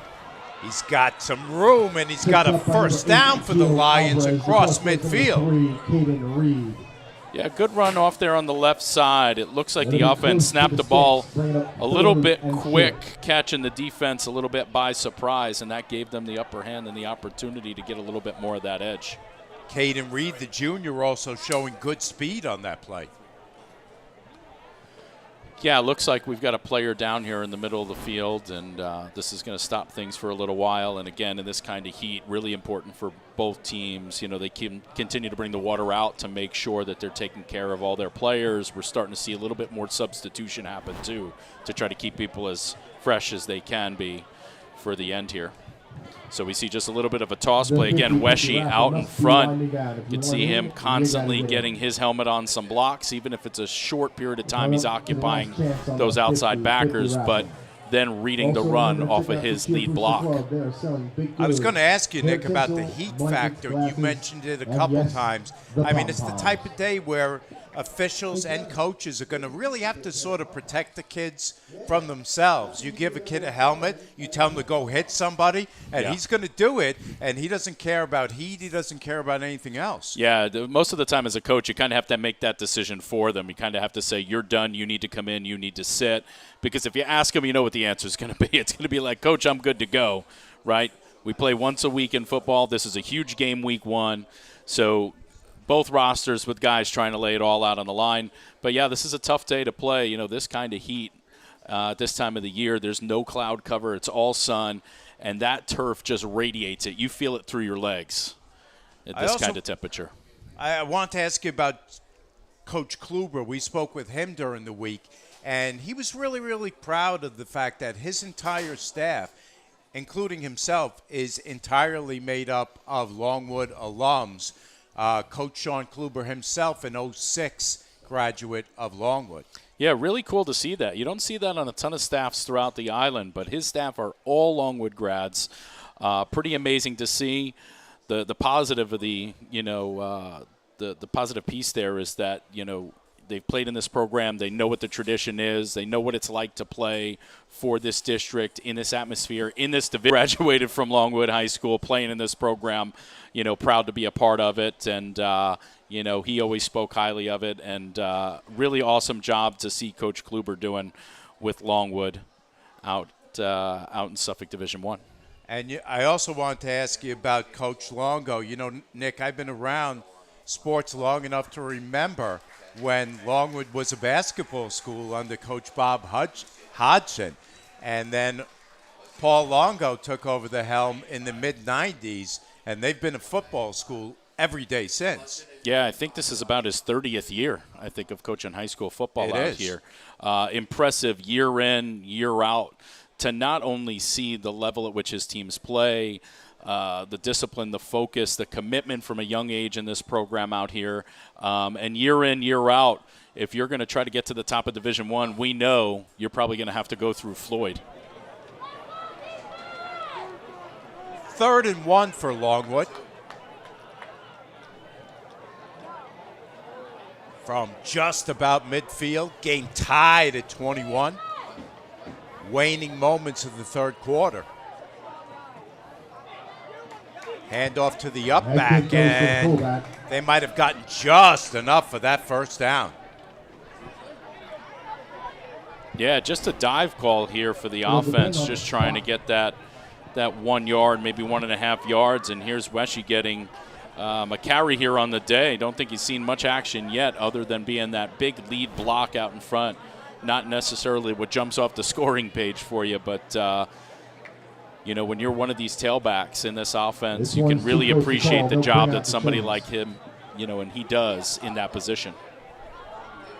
Eddie Weshy, the senior, as you mentioned, Nick, doing a really good job as the lead blocker. When they finally do give you a carry, you want to pick up that first down.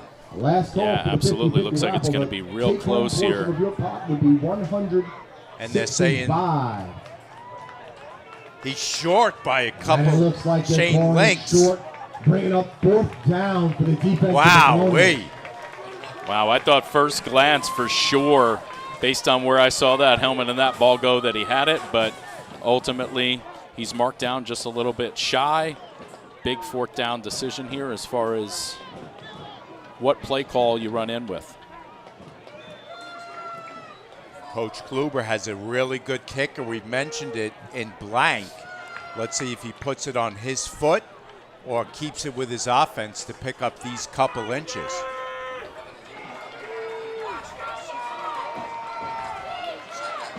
He's going to go for it on 4th and a few inches. Hand off to Weshy again. And he stopped and pushed back. Floyd thinks they stopped him. It'll depend on the spot. But where that official is standing, looks like he might have just picked up enough. Yeah, tough to see with whose spot they're going with here, whether it was on this Floyd sideline, the official coming in from this side, or on the other side coming from Longwood, but it's going to be awfully close. Let's see if we get a look at it here. You could see the ball just outside the 49. Doesn't really look like he gets enough of that push, especially where his helmet is and where the ball was being carried at the time, covering up with 2 arms as you would expect a fullback to do.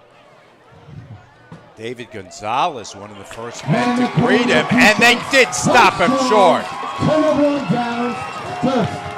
So Floyd is going to take over on downs from their own 49-yard line.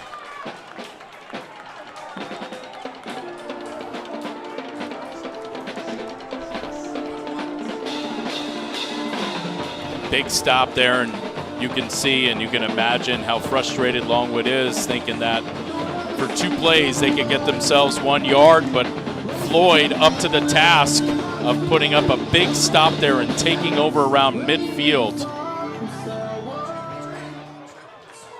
A minute and 40 seconds left in the 3rd quarter. Floyd is getting the ball back.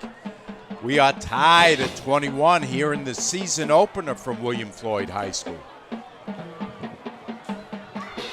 And here we go, half the field to go. Deadlock at 21. Deep into the 3rd quarter. Connett once again will work out the spread. Thomas up the middle. They've got him around the waist and they knock him down, but not before a gain of maybe 5 or 6. Number 25. Yeah, pretty good first down run here, right? Probably getting at least about 6 yards here, doing a good job just staying behind those big bodies up front, continuing to run his legs, and that's the biggest thing that we've seen with him through a good portion of this game is he continues to run those feet and get positive yardage, continues to keep those shoulder pads pointed downfield. Good blocking on that right side.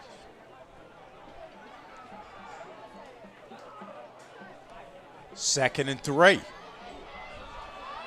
Connett is chased to the sideline. turns the corner, and turns it into a gain. AJ Connect with a positive game. This is a great job as a quarterback, kind of ad-libbing the play on an issue there between the snap and the play call. Looks like there was some confusion, so ultimately he turns it into something positive and has enough as far as wheels go to get the edge and get himself a little bit of positive yardage. Stearns was the first man putting the heat on him.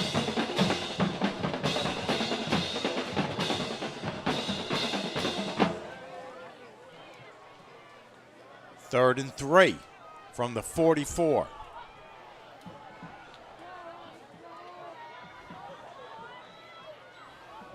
Thomas changes direction. Now to his left, he's got the first down. Cuts it back cross side, knocked out of bounds. Big first down here for Floyd as they're really starting to put together this drive here late in the third. Good job, just a little bit of a read option look there, bouncing it back to the left side, doing a great job as far as carrying that football, getting it to the outside, putting his right hand on would-be defenders and tacklers, getting a little bit of a break every couple of plays off to the sideline, trying to stay as fresh as he can.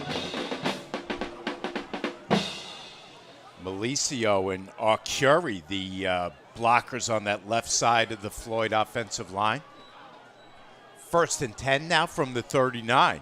Low snap, picked up off the ground by Connect. Connect heads for the sideline. We've got a flag down on the play. Snap fielded nicely by number 13, AJ Connect, getting the corner, but we have to check the flag. Yeah, sometimes the biggest, drive stopper isn't the defense. Sometimes it's those little yellow flags that end up on the turf, and looks like this is possibly going to be a hold that's going to bring this ball back. We've got another player down on the field. Right I think there, that's and sometimes up too. one of the worst things you can do when you've done something borderline penalty-wise is throw that hands up in the air. Usually somebody's saying I didn't do anything when they've done something. We've got an injury on the field. We'll step away very quickly. Not feeling the love after your last tennis match? We've got specialists for that. Running for the train, derail your knee? We've got specialists for that. Diving after that grounder, leaving you grounded? We've got specialists for that. Orlin Cohen's top orthopedic team has specialized expertise and extensive training from the nation's premier programs in sports medicine, knee, shoulder, hip, spine, hand, foot, and ankle. So you can feel better, faster.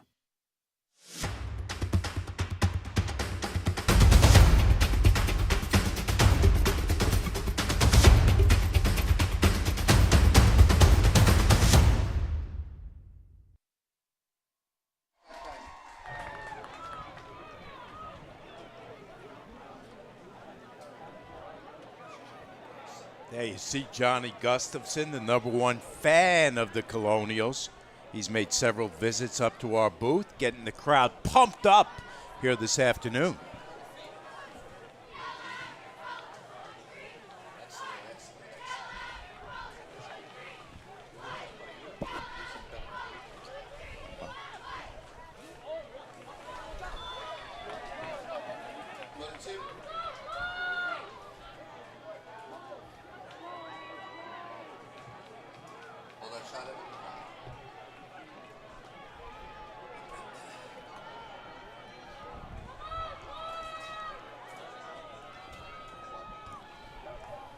.30 seconds left in the quarter.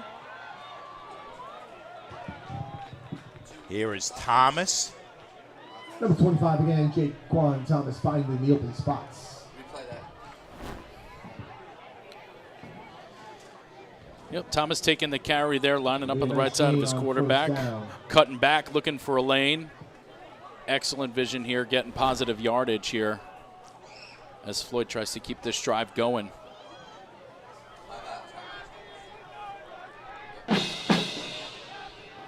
We'll step away.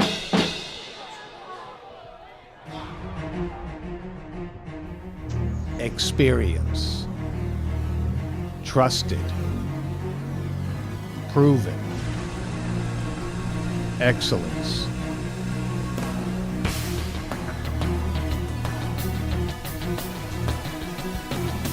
Over 20 years of professional sports video production. The industry standard. T&D Sports Video Production.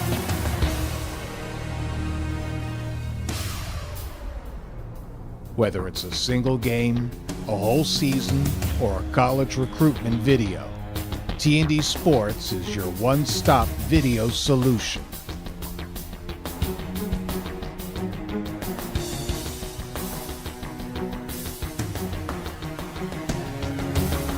T&D Sports Video Productions. All sports, all levels, all the time.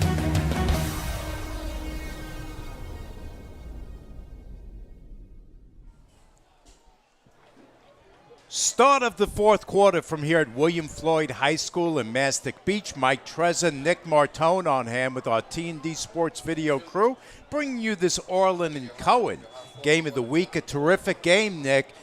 Teams tied at 21 as we start the final quarter. Let's start the fourth quarter. Yeah, not a lot of offensive action as far as getting into the end zone here other than the one score in the second half. But we see Floyd mounting a drive here at the start of the fourth. Second and long. Thomas breaking tackles. Thomas down the left sideline, and he's down close to the 10-yard line. Might have even gotten across it.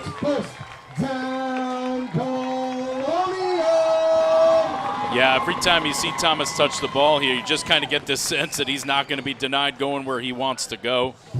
It's going to be one of those things that when you look back at the stat sheet, as he gets a big run here off the left side, he's going to have the numbers to show you. But if I'm a Longwood defender, I'm going to, within the next couple of days, remember what it feels like to go ahead and try and tackle him for the last three quarters. Aaron Fisher, the key two-way lineman, with a key block on that. First and 10, Floyd, from just outside the 10-yard line. Here's Wallace. Change of pace back. He gets a couple yards and then is pushed back. Hardy in there on the tackle, as is number 54, Jordan Bennett. Yeah, again, a little bit of a quicker back. The opportunity there for Thomas to get a play off. Wallace comes in, does a good job every time he gets those opportunities, getting the offense about 3 yards. And here comes the robot from Floyd. Get one in the window, it's $100.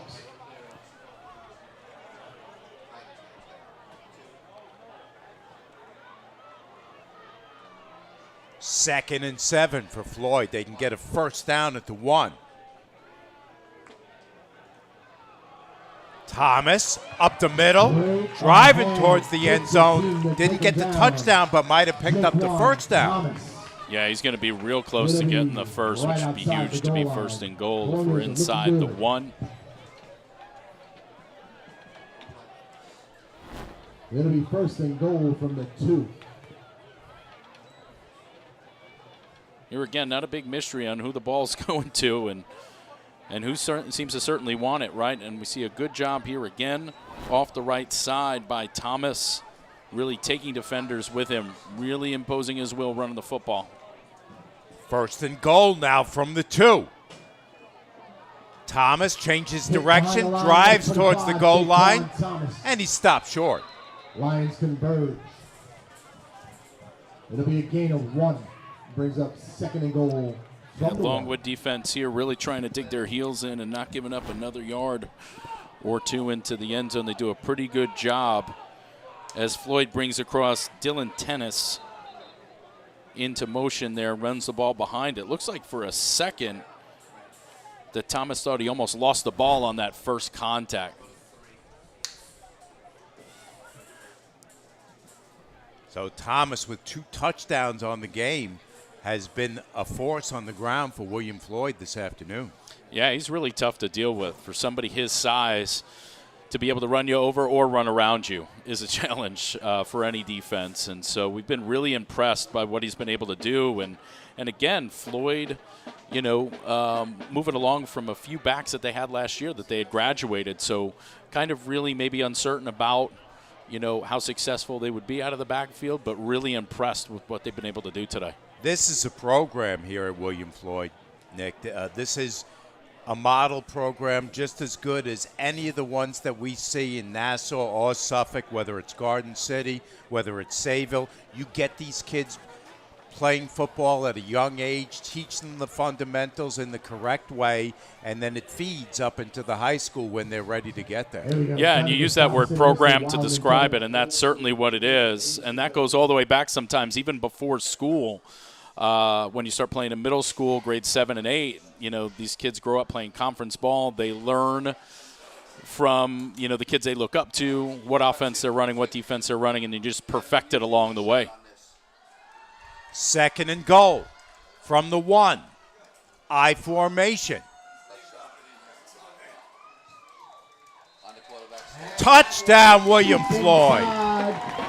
Touchdown,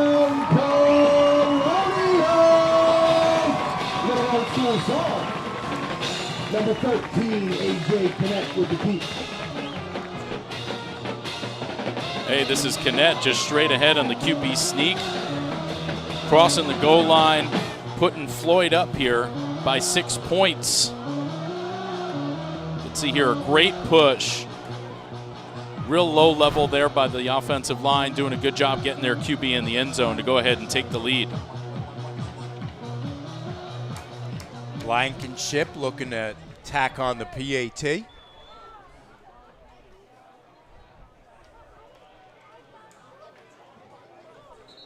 We've got movement along the left side of that line. That'll be encroachment upon the defense. And they're going to say that's on the defense for encroachment. So if you're Coach Longo, are you now going for 2? Yeah, I think he's answering your question right now. As he takes the kicker and the holder off the field, and his quarterback, Connect, makes his way back into the huddle on offense. Looks like they're going to go after 2 points here, which could be huge depending on how this game wraps up.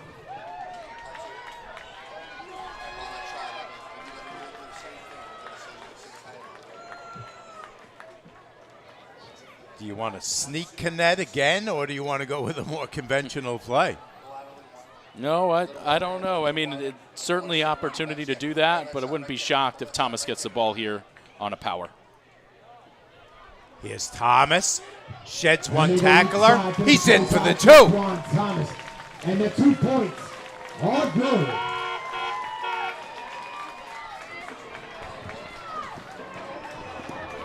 Huge 2-point conversion there for Floyd. Really almost in high school football making it like a 2-score lead because Longwood's got to come back and get in the end zone and get their own conversion to tie the game. So a couple special teams blunders hurting Longwood this afternoon, Nick. If you recall the play down at that end where they committed a big penalty, then a penalty offsides on the PAT, what would have been the PAT, now turns that into, instead of a 7-point Floyd lead, an 8-point Floyd lead as we play the 4th quarter.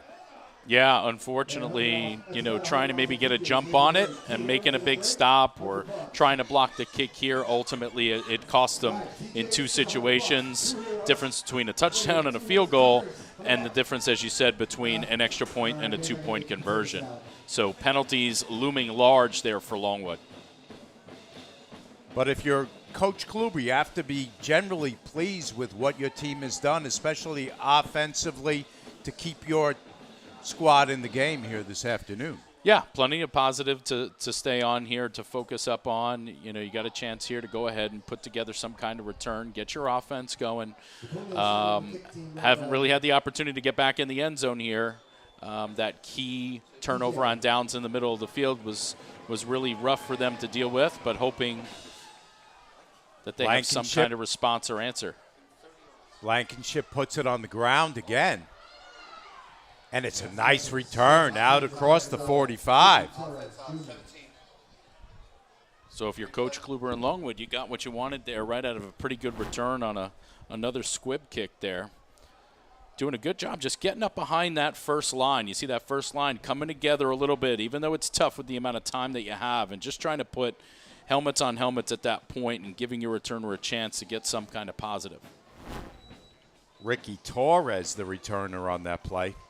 Evan, you're still hot. You're still hot. 5'7", $150 senior. So Longwood's going to start in really good shape here from just outside of midfield. 1st and 10 from the own 47. They trailed 29-21 against Floyd in the opener.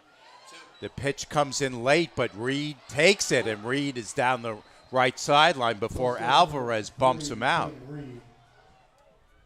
He'll get to the outside and move the chains.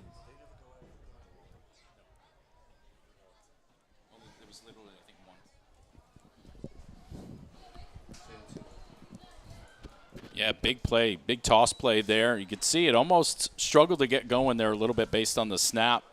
They did a pretty good job keeping it together, getting the edge, and getting a big first down into Floyd territory. I formation on 1st down. Reed once again, the ball carrier. Bangs his way for about 5. Replay. He'll gain 5 on 1st. Yeah, again here, Floyd sticking with what they do well, running out of that I backfield with the lead block. A big pickup there, close to probably about 6 on 1st down, 5 or 6. Definitely what this offense always intends to do, right? Control the clock, run the football, eating up that yardage. I formation. What a play up the middle to Reed in for the touchdown.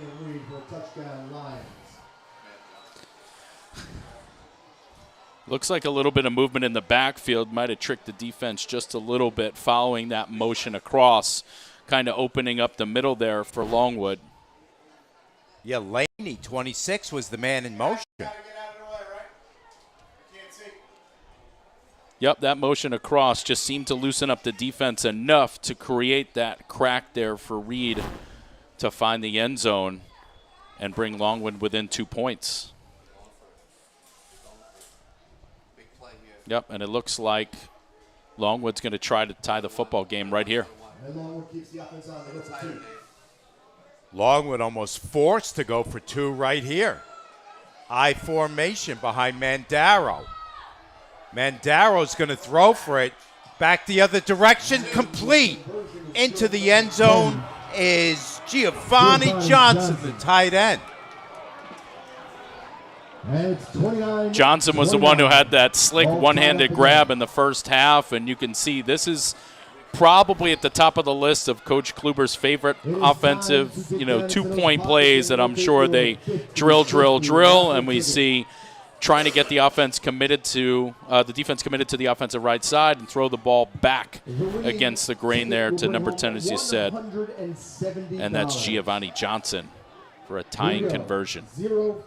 Johnson started the week as the blocking tight end. By the end of the day, he might be the receiving tight end. As you mentioned, Nick, that great one-handed catch a la Beckham earlier in the game, and now that 2-point conversion he made look easy. Yeah, when we talked to Coach Kluber early in the week, he emphasized to us that Johnson is a balanced player. He can block, he can catch the football, not necessarily out of their 2 tight ends, the more receiving tight end, but we've seen him make a couple of really big plays for this offense, catching the football.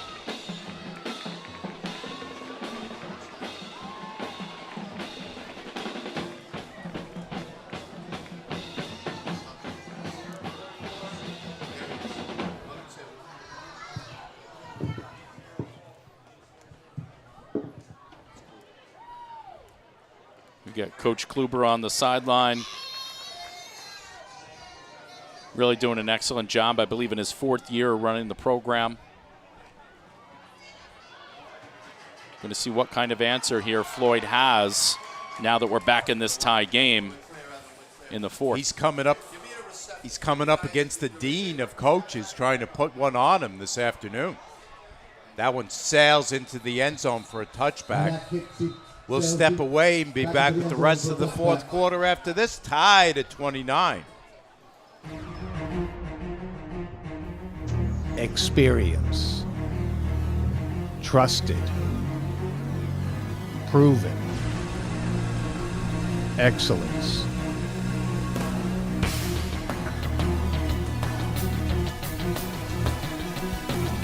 Over 20 years of professional sports video production. The industry standard. T&D Sports Video Production.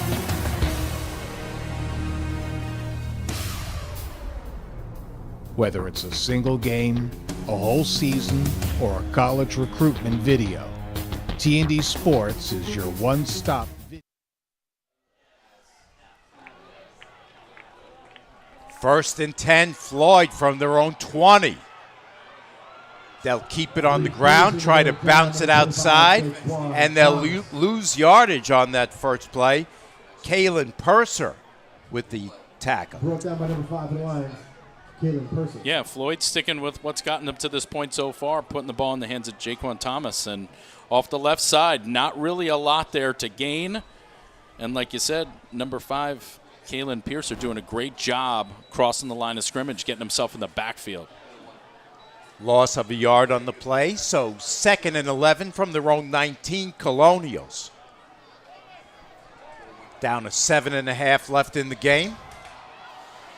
Thomas looking for room. Hurdles a couple people. He's in the middle of the field, and he's brought down outside the 40. Yeah, here they went to Thomas, looking to press the wide side of the field, and that's where he's pushing it to see what kind of edge, and does a great job cutting across white jerseys, finding plenty of room.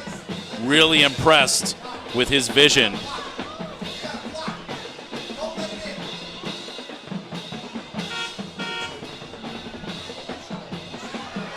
Mike Warren was the player that had him in his sights, but slipped down and allowed that hole. 1st and 10, Floyd, from the 41-yard line. And it goes into 10, Esias Wallace. Wallace on the carry. 7, you were about 1 foot short. Yep, again, interchanging backs when they can. Giving Thomas a little bit of a break. Wallace getting the big carry. Still gaining about 4 yards on first down. If you're Floyd, your focus is certainly by the end of the drive, you want to get points, but you're really trying to take as many seconds and minutes off the clock as you can. This is like Mr. Locker Room's golf game. How many swings are you going to take? 2nd and 6.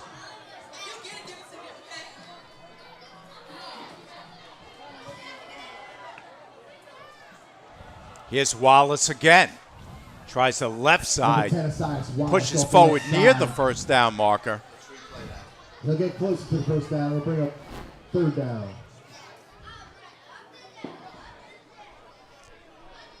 See Wallace, a little bit of a sloppy exchange. It looked like the ball almost got away from him, but he did a great job really clamping down on it and still keeping those feet going and gaining positive yards.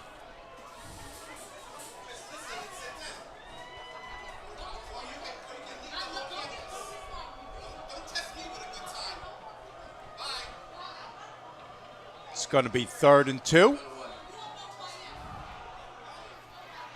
Thomas with the carry, up to Teeth, and might have moved the chains on that play.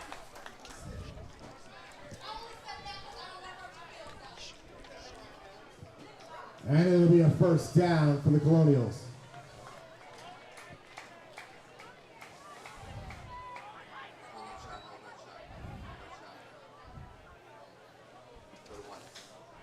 First down here for Floyd, really winding this clock down.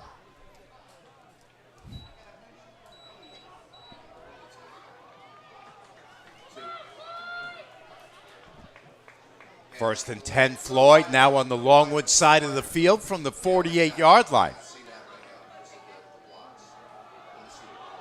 Here's Thomas trying to bounce it outside. Here goes number 25, Jaquan Thomas. And he's tackled down after a gain of 3. Again, Mackay Bell with the stop. Yeah, pretty good pursuit here by the Longwood defense. And even with that good stop, Thomas still finding a way to get himself at least 2 or 3 yards every time he touches the football, minimum.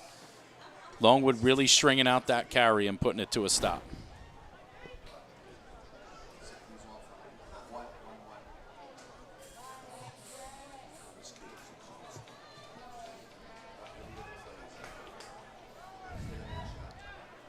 2nd and 8 Colonials. Now from the 45. Up the middle and a very minimal gain. Number 10 Asias Wallace. Short game brings up about 36, 37. You guys have a time left?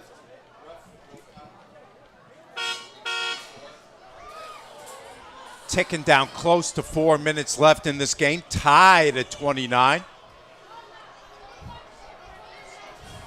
All the games we've done together, Mike, I don't think I've ever dodged T-shirts from the T-shirt cannon.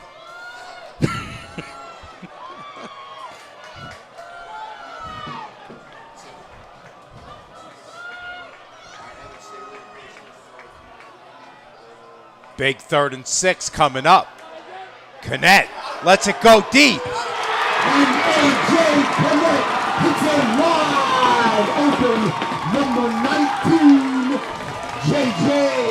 Jordan. Jordan has it, and he stopped short of the touchdown. You know, Yeah, Floyd comes back with that vertical route to the outside, just having their quarterback, A.J. Connect, just letting it rip on that vertical route to his favorite target, 19, Joshua Jordan. Does a great job following that ball in, just comes up a little bit short, steps out of bounds. But Floyd in business here inside the 5-yard line late in the 4th.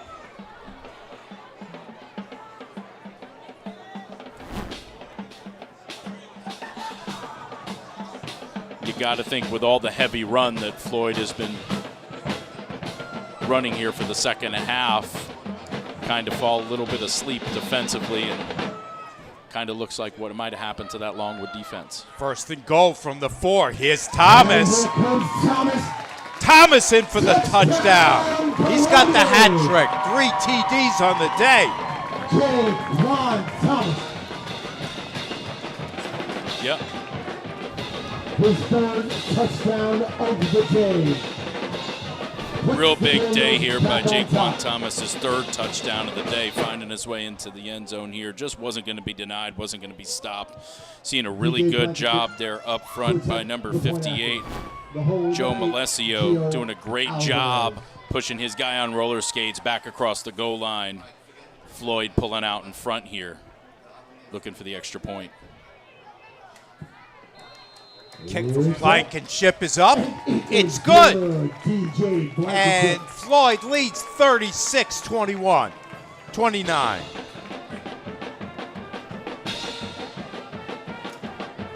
We'll step away and be back with the rest of the action with down under 3 minutes. Floyd on top by a TD. Not feeling the love after your last tennis match? We've got specialists for that. Running for the train, derail your knee? We've got specialists for that. Diving after that grounder, leaving you grounded? We've got specialists for that. Orlin Cohen's top orthopedic team has specialized expertise and extensive training from the nation's premier programs in sports medicine, knee, shoulder, hip, spine, hand, foot, and ankle. So you can feel better, faster.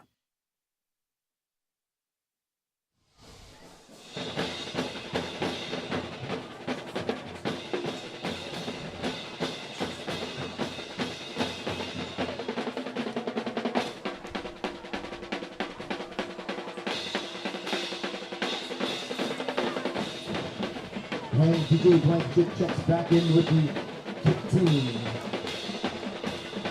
The Lions send back kick their returns.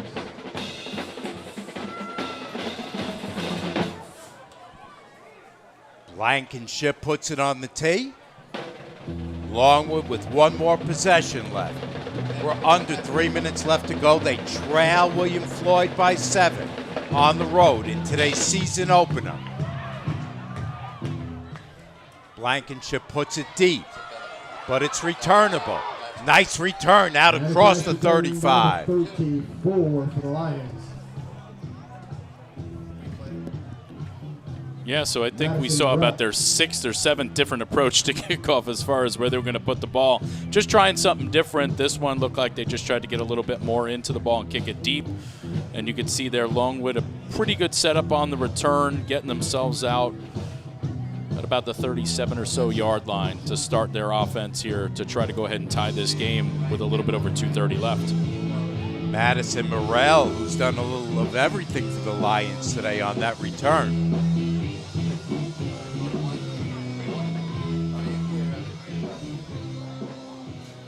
First and 10, Longwood from the 37-yard line. Approaching 2.5 left in the game. They trail William Floyd by a touchdown here in the season opener, the Parkway Bowl.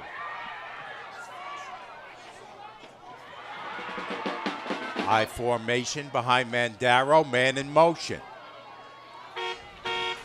Nice gain on the ground for the Lions on that play. That give goes to number 3. Reed again on the carry. Yeah, Reed looks real fresh here out of the backfield. Every time he touches the football, it looks like he's got a pretty good chance to break it. We had a heavy dose of Benjamin Sheffy, but he got shaken up. I think he cramped up, Nick, and he left the game. Now Reed carrying the load. He tries to bounce it outside. He does. He's out near the first down, and I think he's got it for the Lions. Yeah, it looks like they're going to spot him beyond the marker here. Reed, the ball carrier, stopped by number 10, Esias Wallace. Pretty good job here off to the left. Looks like he got bumped a little bit early in this carry. Not much there in the middle of the field where the intended run was, but does a good job finding some grass on the outside, putting the ball in his outside arm, and getting himself upfield. He tried to follow Weshy, but sort of ran up his back a little bit and had to bounce it outside. Yeah, pretty good vision there to see he didn't really have anything in the middle and turn it into a positive play. Really starting to see both teams work on their players as far as making sure they're taking in enough water, seeing the trainers doing an excellent job trying to work through some cramps with these players, not always expecting this kind of heat.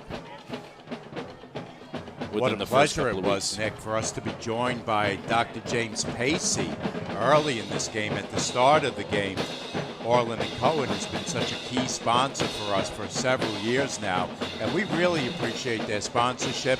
We really appreciate Dr. Pacey for coming on with us, and with the temperature being what it is, and these more main focuses of a lot of these games, but it was really cool to have that opportunity to talk with Doc for a few minutes here at the start of the game.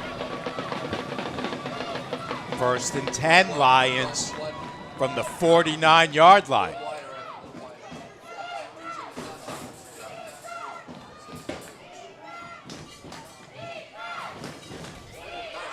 Now we've got a Floyd timeout. We're going to step away. Not feeling the love after your last tennis match? We've got specialists for that. Running for the train, derail your knee? We've got specialists for that. Diving after that grounder, leaving you grounded? We've got specialists for that.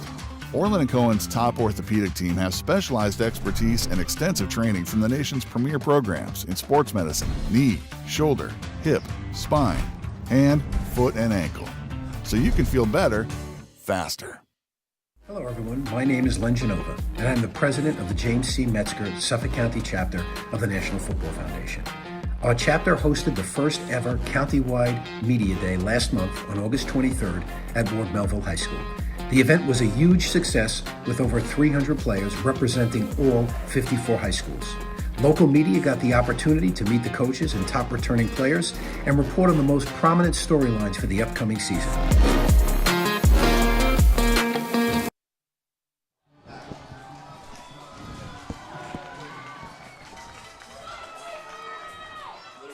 A minute 50 left in the game. As we hear James Brown, I feel good. Whoever wins this game is going to feel good. Mandaro fumbles the snap. He's able to recover. It bounced right back up to him. Luckily for him, Nick. Yeah, absolutely. This could have spelled disaster for Longwood here as they're attempting their bid to go ahead and tie this football game. Looks like it just hit him in the hands, maybe lost kind of sight of where the football was, trying to get his eyes downfield as quick as he could, maybe on a pass play, and Fortunately, on this turf, it bounced right back up to him, like you said, and he was able to turn it into maybe about a 1-yard gain. So it's going to bring up a 2nd and 9. 2nd down, 9 to go. Colonial defense. Parkway ball. 4 receivers in the game for Mandaro. Low snap, and the snap is taken by Purser, and Purser is dumped down. Aaron Fisher. Yeah, what a two-way player this kid Fisher is. Aaron Fisher, returning All-County from last year. Right, see him getting to the backfield, and once that snap goes awry, he smells the opportunity to make a big play and goes ahead and does it. I think there was some confusion on that play about exactly who should take the snap, whether it would be Mandaro or Purser. Purser didn't wait to figure it out. He just picked it up off the turf, tried to take off, but they had him sniffed out. Yeah, and a bad snap like that, you're just trying to go damage control, right? Make sure, your offense has the ball at the end of the play, and if you can turn it into positive, you do. If all you can do is jump on it, then that's what you want to do. But that's 2 snap issues here in a row. Not an ideal start for Longwood here late in the game. And if you're Longwood, you're not going to get another possession, so you've got to come up with whatever you can right here.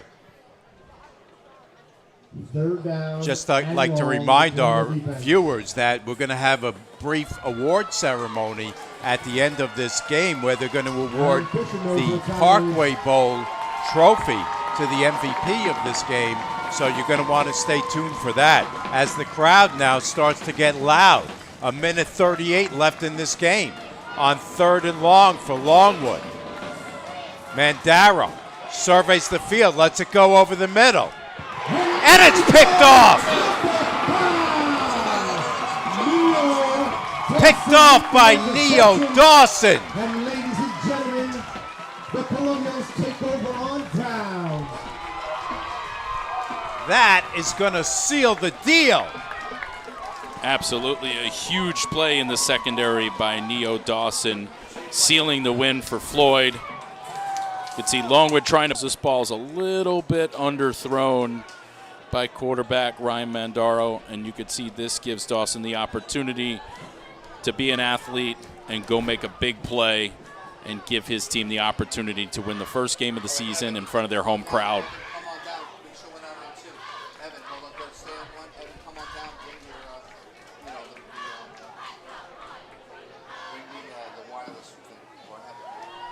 If you're Longwood, you haven't beaten William Floyd in 9 years. That streak is going to extend. But for Coach Kluber and his squad, Nick, nothing to be ashamed of. They came in here. They gave William Floyd all they wanted. They were in this game until the very last play. Yeah, absolutely. From a Longwood perspective, a lot to be happy about. As much as we always focus on the wins and the losses, and week 1 losses are tough to digest, but knowing who you're going up against and knowing the effort your kids put out today and how well they played, you have a lot to build on and you have a lot to work with for the remaining 7 weeks of the season.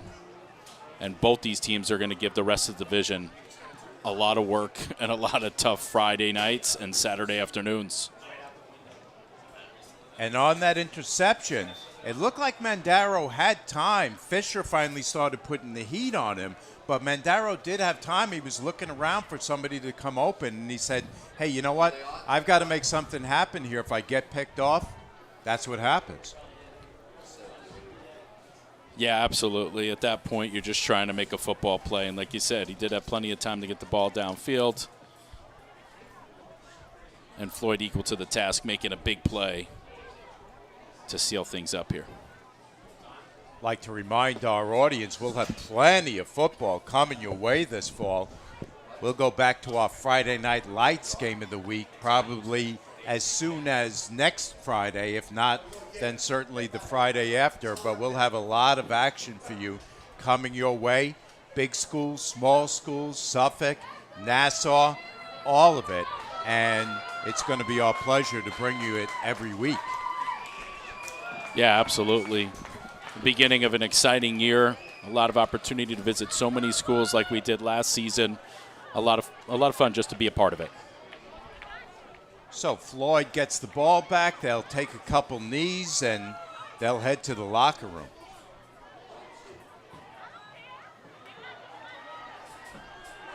Actually, they are going to run the ball with Thomas. 25. Mr. Thomas gets the ball. Stopped by Frazier.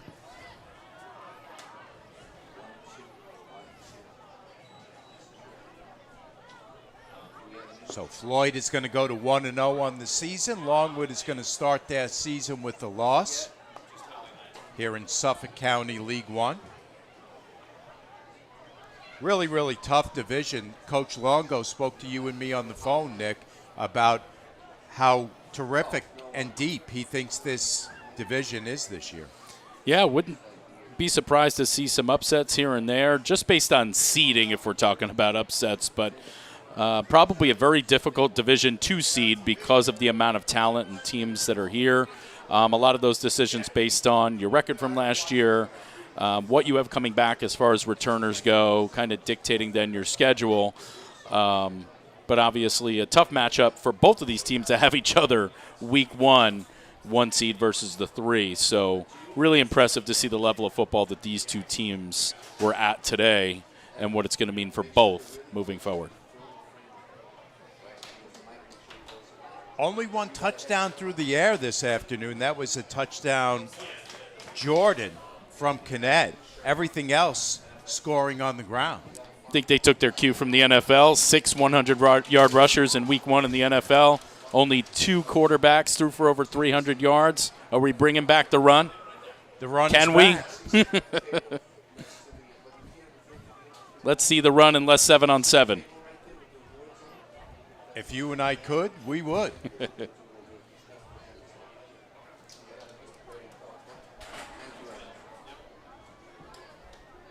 Where is Eric Dickerson? I know I'm dating myself with that reference. Incredible talent back in the day for the Rams.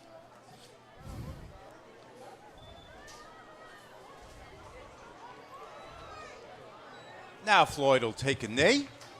Down under 30 seconds left to go. The crowd now gets loud, showing their appreciation for an opening day victory for the Colonials of William Floyd.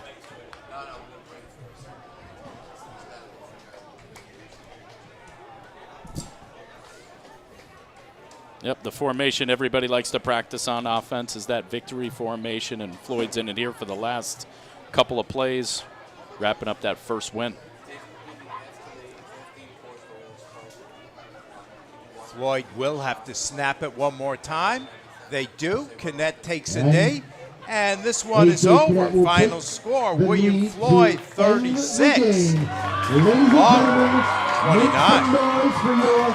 Victorious 1-0 William Floyd Colonials. They win the Parkway Bowl this afternoon. Big crowd here in Mastic Beach, Nick. They roar their approval at the end of this hard-won 36-29 victory over one of their chief rivals in this division, the Longwood Lions.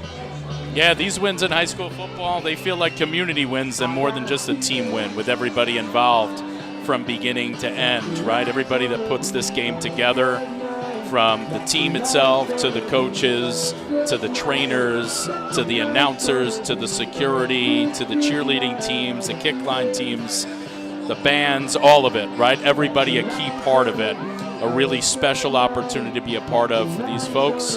And a win, week 1, right? It's what you think about, it's what you dream about. A lot of respect back and forth from these two coaching staffs. Coach Kluber had such nice things to say to us on the phone about Coach Longo and his staff. Coach Longo, vice versa, he had nice things to say about Coach Kluber and his program and his kids. It was very complimentary. And as we mentioned, Nick, Coach Longo really took emphasis to make the point that he thinks that this division is going to be very, very tough this year, and there are going to be a number of really, really good teams. Yeah, absolutely. It was a lot of fun and great opportunity to talk to both coaches and what they've been able to do, and like you said, a tremendous amount of mutual respect. Floyd 36, Longwood 29, our final. We'll step away and be back with more post-game coverage right after this on the Orlin Cohen T&D Sports Game of the Week.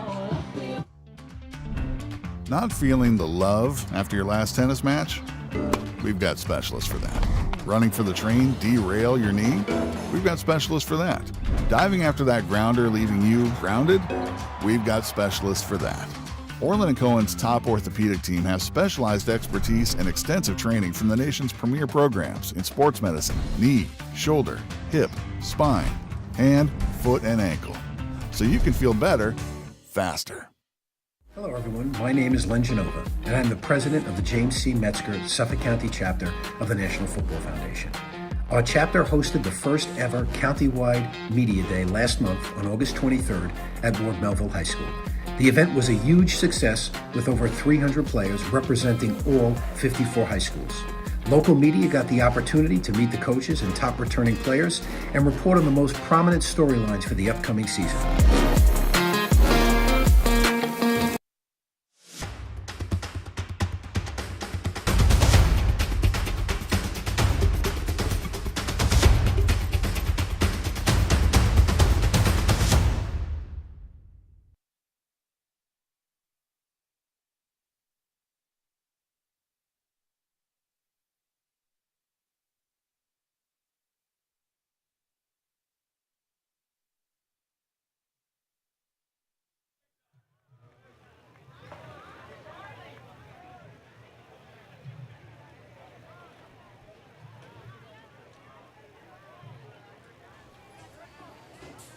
So, Nick, let's take a look at the way this one unfolded. A 36-29 victory by William Floyd over one of their arch rivals in this division, Longwood Lions.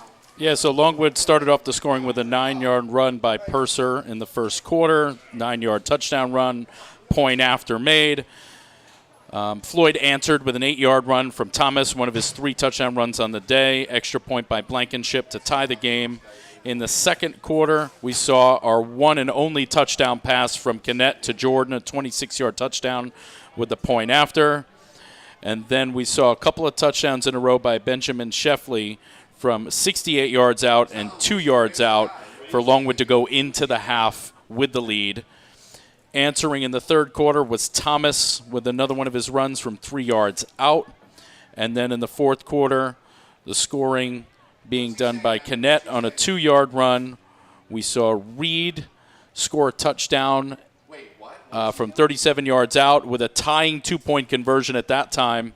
And then Thomas with the go-ahead score from 4 yards out, bringing the total 36-29. You mentioned Benjamin Sheffy was the main ball carrier for Longwood early on. I'm not sure if he cramped up or got shaken up, but he left the game. But the good news for Longwood, Nick, is that when Reed came in as that primary ball carrier, they really didn't lose a beat. He really did a nice job. Yeah, absolutely. We hope that whatever kept Benjamin Sheffley out of the rest of the game, he comes back from fairly quick because he is a great talent. But they've got a lot of talent in that backfield. All right, we're going to go down to the field for the award presentation right now.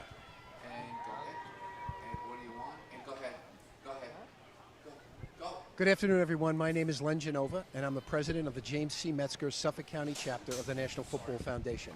So pleased to welcome our viewing audience this afternoon, and super excited about a great game, our inaugural Kickoff Classic for our chapter. But none of that would be possible without our terrific friends at Orlin Cohen Sports Medicine, who were solely responsible for putting this game on the live stream and YouTube today. So a big shout out to our friends at Orlin Cohen, and I'm really fortunate to have the Director of Sports Medicine Development, Ray Nelson, with us this afternoon from Orlin Cohen, about to make our presentation to our players of the game. So Ray, welcome. Terrific game today, right? Oh my God, what a day here at the Lincoln Athletic Complex at William Floyd. Fantastic game on both sides of the ball. The kids played their hearts out. And we're standing next to 2 champions from this game, 2 guys that really stood out. As an old trainer, I know it's a warm day out, and I think some of the players didn't do a great job with hydrating before. What do you think? No, hydration is a 7-day-a-week project, and you can't come into this game trying to play catch-up. This is so you got to be defensive well player of the hydrated game, before the day offensive starts. So we'd like to present our Orlin and Cohen players of the game, our offensive player and defensive players of the game, respectively. Our defensive player of the game is Aaron Fisher. Aaron, congratulations, terrific job today. Thank you. It's definitely an honor. We knew they were going to be a tough team. First seed against the third seed. Coach made it a statement all week that we're going to have to come here, play our hearts out. We were down at the half. We knew we were going to have to come out and obviously score, which we did. I think we put together a great job doing the drive on the first drive back. I think that really set the tone for the rest of the game. Coming up big, that last drive was huge. Getting an interception at the end of the game, there's really nothing better than that to end the game, especially against a tough opponent like Longwood. I definitely expect them to see them in the playoffs again. Definitely good competition. Terrific, Aaron. Congratulations. I'm going to move over to this side for our offensive player of the game, Jaquan Thomas. Jaquan, terrific, outstanding performance today. Thank you. I'm very grateful for this award, and it was a tough game. I got a little scared at the end, defense, but defense held it up, and I'm very proud of them. I had to get there at the end of the game, and Longwood was definitely a tough opponent. We definitely will probably see them in the playoffs, and I can't wait. I'm very grateful for the award. Terrific. Listen, real quick before we let you go and celebrate with your teammates, but just terrific vision and patience that I saw you had throughout the game. So just talk a little bit about that and, the significance and how proud you are of the offensive line and the job they did today. Yes, my offensive line, I'm very grateful. As you know, I was running and,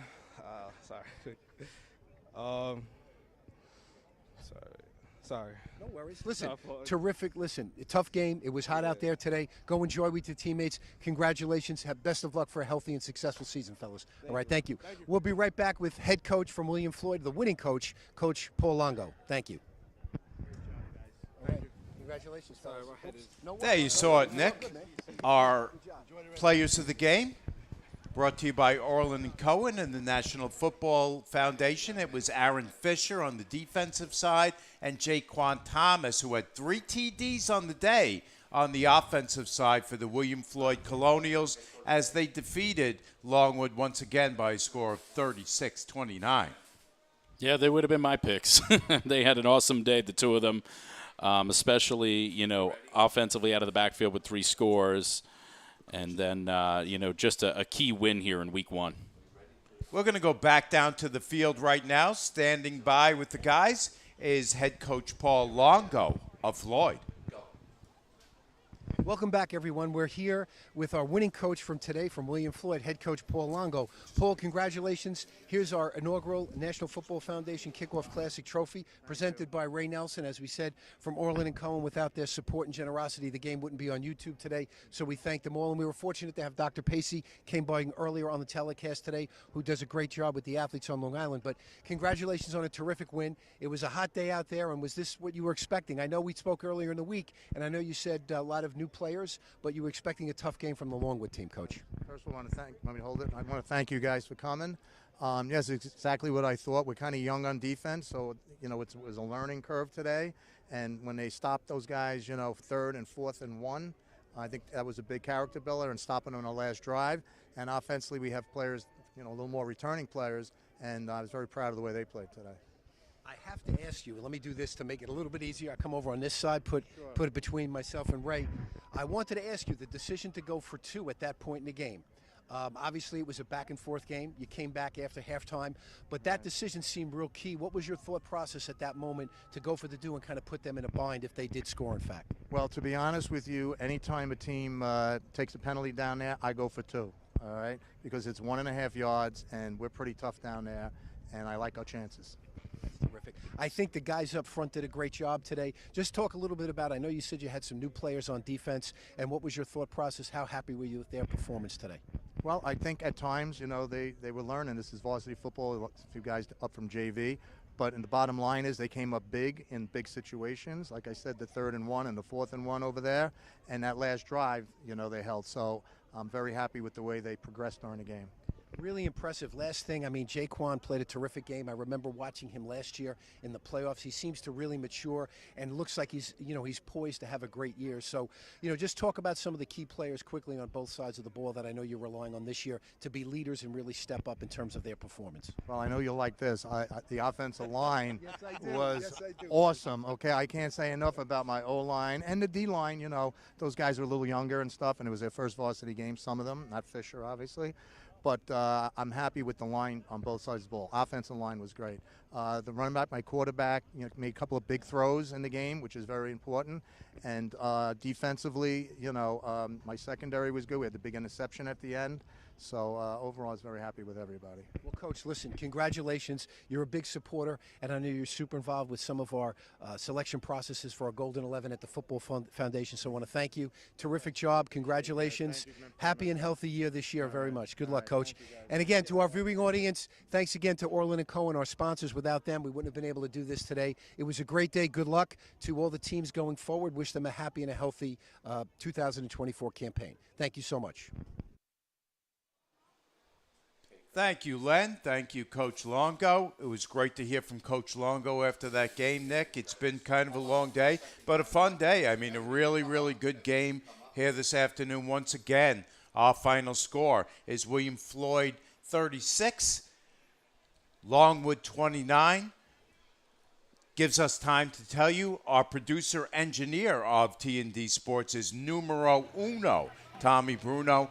Our technical director, Jamie, the genius Burkhardt. Our camera operators, Dave Camera One Stemple, and Evan. Don't ever call me Kevin. Laurie. For everyone here on our T&D Sports video crew, including my partner, the Nickelback, Nick Martone, this is Mike Trezza, thanking you for watching. Much, much more football action coming your way in the next few weeks, sponsored by Orlin Cohen right here on T&D Sports.